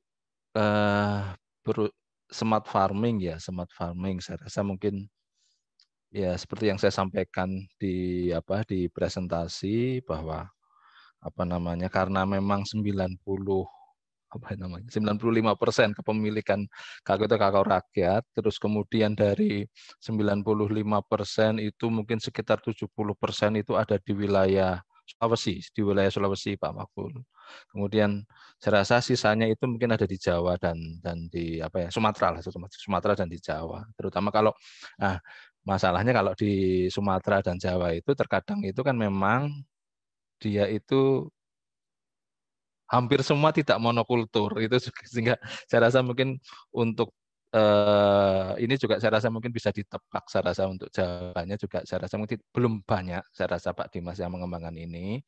Saya rasa mungkin kalau sepengetahuan kami ada dua industri besar sebetulnya untuk kakao itu. Saya rasa ya pembeli besar itu saya rasa mungkin ya termasuk pemain nomor satu lah mungkin di Indonesia itu mungkin di daerah Tarengge ya, di daerah Tarengge itu daerah Sulawesi. Itu mereka mengembangkan teknologi smart farming, tapi itu pun juga mungkin masih parsial mungkin ya, termasuk mungkin tadi yang kami sampaikan seperti mungkin barcoding, terus kemudian irigasi vertigasi itu mungkin juga mungkin yang baru dilakukan sih mungkin itu, kalau saya rasa mungkin terkait dengan autonomous traktor dan lain-lain, mungkin saya rasa paling tidak itu sebetulnya yang paling dekat itu sebetulnya penggunaan drone untuk mitigasi OPT, sebetulnya mitigasi organisme pengganggu tanaman itu mungkin ya antara tiga itulah yang mungkin baru diaplikasikan detailnya, dan saya rasa mungkin belum terlalu banyak lah yang mengimplementasikan ini Pak Makbul, karena mungkin memang itu tadi karakteristik komoditasnya memang seperti itu, dan saya rasa mungkin dia lebih disandingkan dengan tanaman yang shadingnya itu sebagai natural shadingnya itu, sehingga mungkin agak sulit kalau misalnya kalau tidak ada jalur khususnya kan mungkin agak sulit juga untuk diimplementasikan untuk smart farming. Ya mungkin itu Pak untuk jawabannya. Terus kemudian mungkin sejauh mana Pusliko mengembangkan dan bekerja sama dengan pihak industri, ya saya rasa mungkin kami untuk smart farming ini memang tidak ada khusus untuk baru parsial saja, mungkin parsial misalnya untuk weather station dengan industri ini, kemudian untuk untuk vertigasi dengan mungkin industri kakao ini, mungkin kita sudah sih seperti itu, tapi mungkin masih parsial begitulah Pak Makbul, saya rasa mungkin tidak terlalu belum komprehensif betul, saya rasa mungkin itu. Ya mungkin itu Pak jawaban kami mungkin untuk terkait pertanyaan dari Pak Dimas. Terima kasih. Baik, terima kasih banyak Pak Teguh atas responnya. Ini mungkin saya ingin menawarkan untuk selanjutnya ke peserta, kalau ada pertanyaan yang ingin disampaikan secara langsung kepada kedua narasumber, silakan dapat hidupkan audionya sehingga bisa disampaikan secara langsung ke pemateri. Apakah ada pertanyaan? Oke, mungkin sebelum ke situ ya, saya ada sedikit pertanyaan ke Mas Didi ini, terutama ini.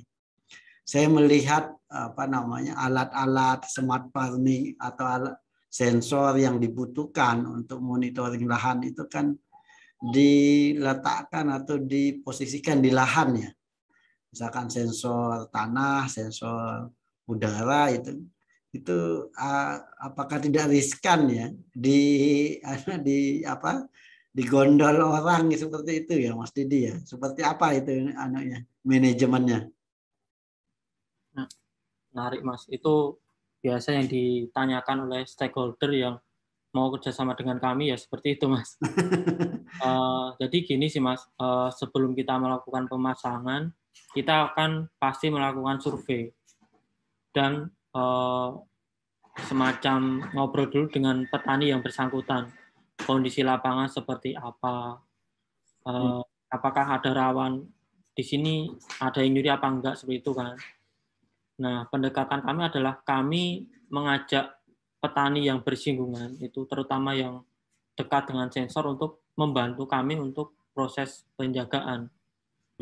Seperti itu. Jadi, karena kami juga di Jogja sendiri, kami punya setiap hari memonitoring kondisi alatnya, hidup atau mati, ngirimkan data dengan normal apa enggak, kemudian selain data tersebut, kita juga lengkapi device itu dengan GPS. Nah, ketika ada proses pemindahan yang nggak normal, itu dia akan memberikan notifikasi. Selain itu, selain GPS, itu kita juga pasang alarm. Nah, ketika ada proses penggoncangan di alat kami, itu dia akan mengeluarkan suara yang mengganggu. Nah, itu diharapkan nanti yang mau ngambil tuh akan mundur dulu sebelum dia ngambil utuh gitu. Untuk pengalaman kami selama ini ada beberapa case yang emang diambil, tapi itu part yang bisa kami ganti gitu, nggak terlalu mahal. Biasanya yang diincar itu adalah solar panelnya. Itu. Walaupun sekarang mungkin teman-teman bisa lihat ya di e-commerce, solar panel juga harganya udah terjangkau gitu. Ya, mahal amat.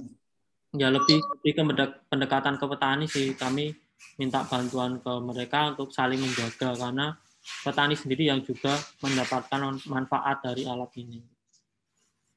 Oke. Baik, saya tawarkan lagi, apakah ada yang ingin bertanya secara langsung ke kedua narasumber kita pada siang hari ini? Apakah ada pertanyaan? Oke, mungkin satu lagi ini untuk Pak Teguh, mungkin sama Pak Didi ini. Saya sering sekali melihat penggunaan teknologi itu sebagian besarnya itu di driving force-nya itu adalah ekonomi ya Bapak ya. Misalkan untuk penggunaan, jangan jauh-jauh ke ke smart farming, tetapi teknologi mekanisasi pun itu biasanya kendala utamanya itu adalah faktor ekonomi nanti. Artinya apakah investasi untuk pengadaan teknologi itu apakah dapat meningkatkan atau memberikan jaminan peningkatan pendapatan atau margin usaha tani atau tidak bagi petani seperti itu. Kalau di industri kakao atau di pertanian kakao seperti apa Pak Teguh? Nggih, Pak. Saya rasa itu Pak Makbul ya. Jadi terutama untuk petani-petani kakao yang kepemilikan lahannya relatif lebih luas dan dia juga bukan petani pemilik begitu ya, bukan petani pemilik, artinya dia memang mungkin memiliki beberapa lahan yang dia kelola. Nampaknya itu menjadi justru menjadi keinginan mereka. Yang contoh kecilnya saja itu untuk pruning alat pruning yang mungkin pruning galah itu Pak, senso yang seperti galah itu bisa panjang sampai dengan 3-4 meter, itu kan sangat mudah sebetulnya didapatkan. Saya rasa mungkin di toko-toko toko-toko pertanian itu mungkin ada ya, apalagi mungkin kalau teman-teman di mungkin kalau yang di lokasi Sulawesi mungkin ya tetap harus ke Makassar, saya rasa mungkin yang di dekat ibu kota provinsi. Tapi mereka tetap lakukan itu Pak, tetap lakukan itu, terutama bagi mereka yang memang memiliki petani yang dalam artian memiliki lahan yang cukup luas lah, mungkin 2 atau mungkin 2 sampai dengan 3 hektar. Mereka juga mempekerjakan tenaga, bukan petani sendiri, bukan petani pemilik. Tapi kalau memang petani yang mengelola kebunnya sendiri, nampaknya mereka Pak, lebih baik mereka kerjakan sendiri itu Pak Makbul ya. Sehingga tapi saya rasa begini, untuk untuk secara umum sebetulnya tadi apa ya, terkait posisi KAKO kita yang dari nomor 3 ke nomor 6 itu juga dilihat oleh industri-industri itu bahwa apa ya, nampaknya Indonesia itu masih mungkin kok untuk dinaikkan nomor 3. Itu menjadi concern juga apa namanya pada industri-industri besar, sehingga mereka itu apa ya, melakukan suatu pembinaan lah saya rasa Pak, pembinaan, dan saya juga apa ya, menginformasikan bahwa kalau menggunakan teknologi ini, mekanisasi sederhana itu juga akan mengurangi apa ya, mengurangi waktu apa mereka yang mungkin apa ya, kalau pangkasan dengan menggunakan tenaga itu dapat 60, apa namanya, bisa dapat mungkin 20 lah dengan apa tenaga manusia. Kalau itu kan mungkin bisa sampai 60 sampai 80, sehingga bisa menghemat dari sisi itunya. Terus itu Pak Makbul, saya rasa mungkin kalau tergantung petaninya Pak, tergantung karakteristik petaninya, sepertinya begitu Pak. Yeah. Monggo, mungkin dari Mas Didi ada pengalaman mungkin dari MSMB bagaimana mengintroduksikan teknologi, khususnya teknologi smart farming untuk petani, bagaimana supaya mereka mau ya atau mau beradaptasi dengan teknologi smart farming. Apakah kendala ekonomi itu menjadi suatu yang ini ya di lapangan sebagai pertimbangan untuk petani? Ada pengalaman yang mungkin bisa di-share ke kita, Mas Didi? Ya, mungkin ini juga nanti ini sih Mas, tergantung komoditas apa yang ditanam sih. Jadi mungkin untuk petani cabai, bawang merah yang hasil panennya itu bisa dijual lebih tinggi, itu mungkin petaninya sendiri lebih aware gitu. Contohnya aja pengalaman kami implementasi smart farming di tanaman cabai. Sebenarnya mereka itu sudah menggunakan tools yang menurut mereka umum digunakan. Kalau mungkin di pertanian di daerah Jogja itu mungkin jarang yang gunakan. Nah, jadi kalau di sana itu mereka udah mampu membeli sendiri alat untuk pengukur pH itu yang analog, dia udah mampu beli sendiri, itu harga 1,5 juta pun dibeli gitu. Nah, bandingkan mungkin dengan petani yang di Jogja yang mungkin rata-rata masih di pertanian di padi dan yang lainnya, belum ke arah yang bawang merah, mungkin nggak kepikiran juga untuk beli alat pengukur pH. Nah, terkait itu, nah dari situ kami ada alat untuk memonitori lahannya secara continuous.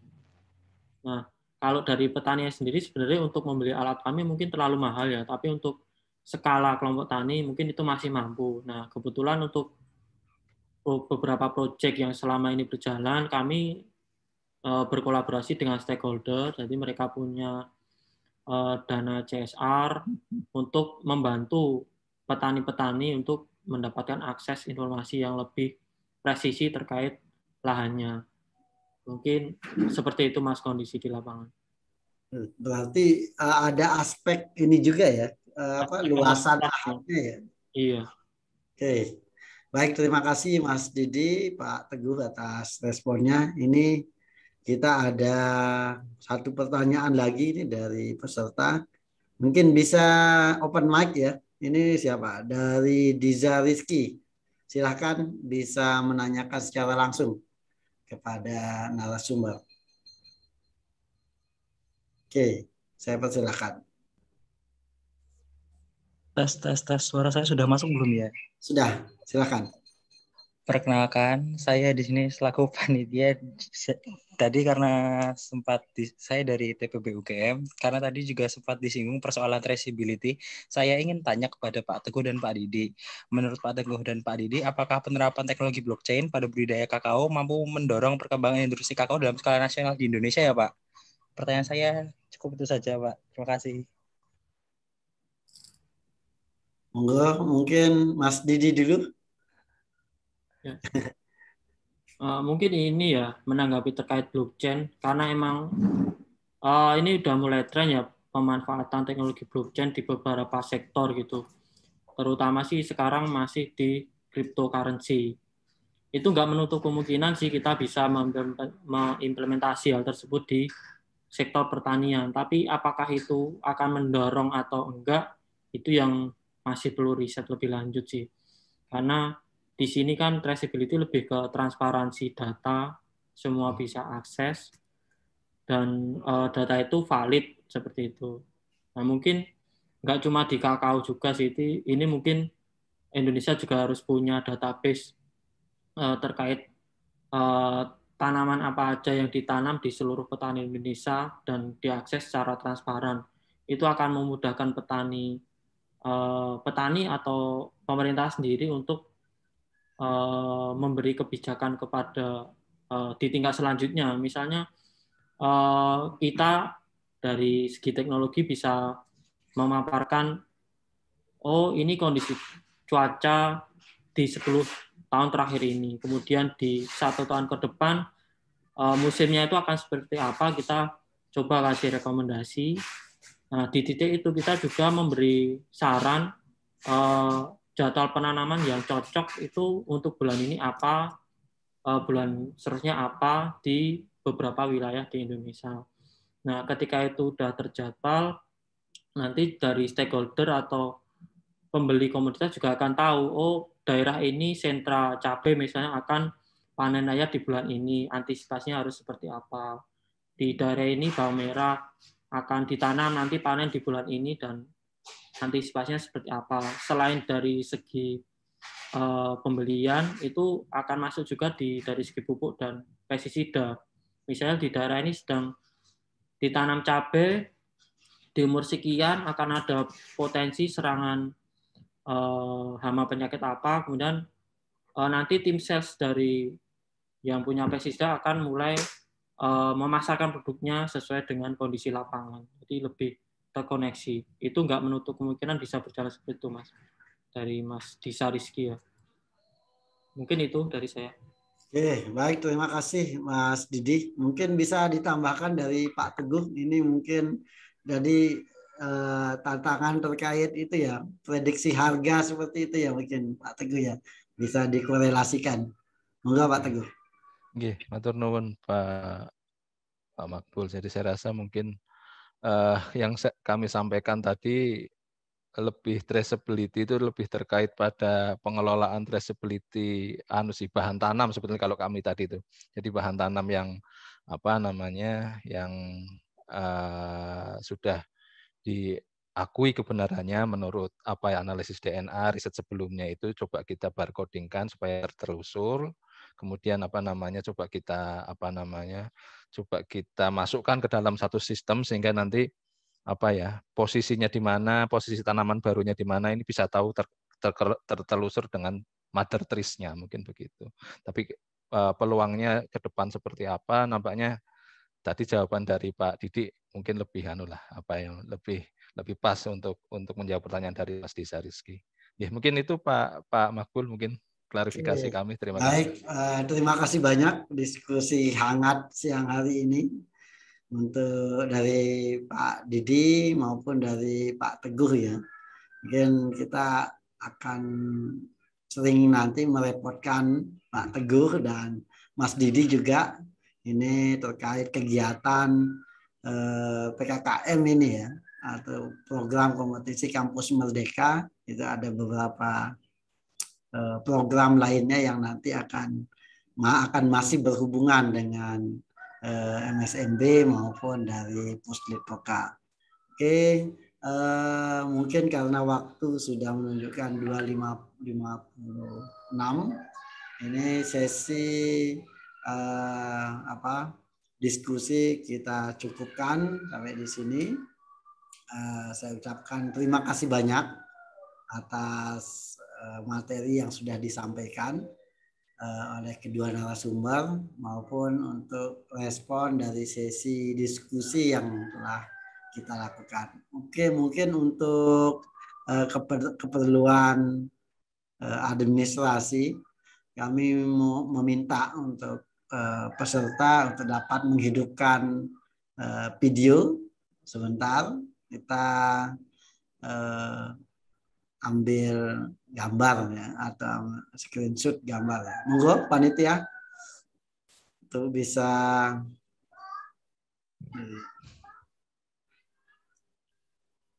oke. Monggo panitia mungkin Evita atau siapa? Evita ya? Oke, silakan.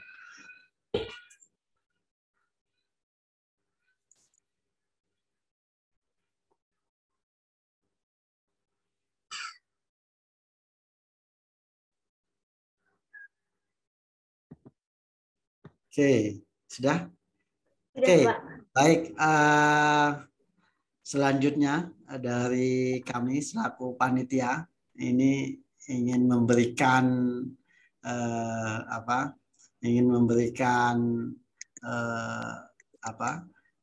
sertifikat secara simbolik untuk kedua pemateri.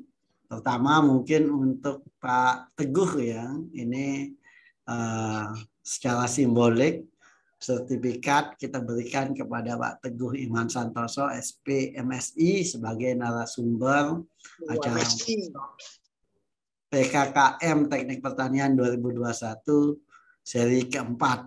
Kemudian yang kedua, ini sertifikat juga diberikan kepada Pak Didi Wijanarko STP MSc sebagai narasumber juga pada acara workshop PKKM Teknik Pertanian 2021 seri keempat yang mengusung tema pengembangan agroindustri kakao berbasis teknologi 4.0 untuk meningkatkan kualitas produk dan produktivitas lahan.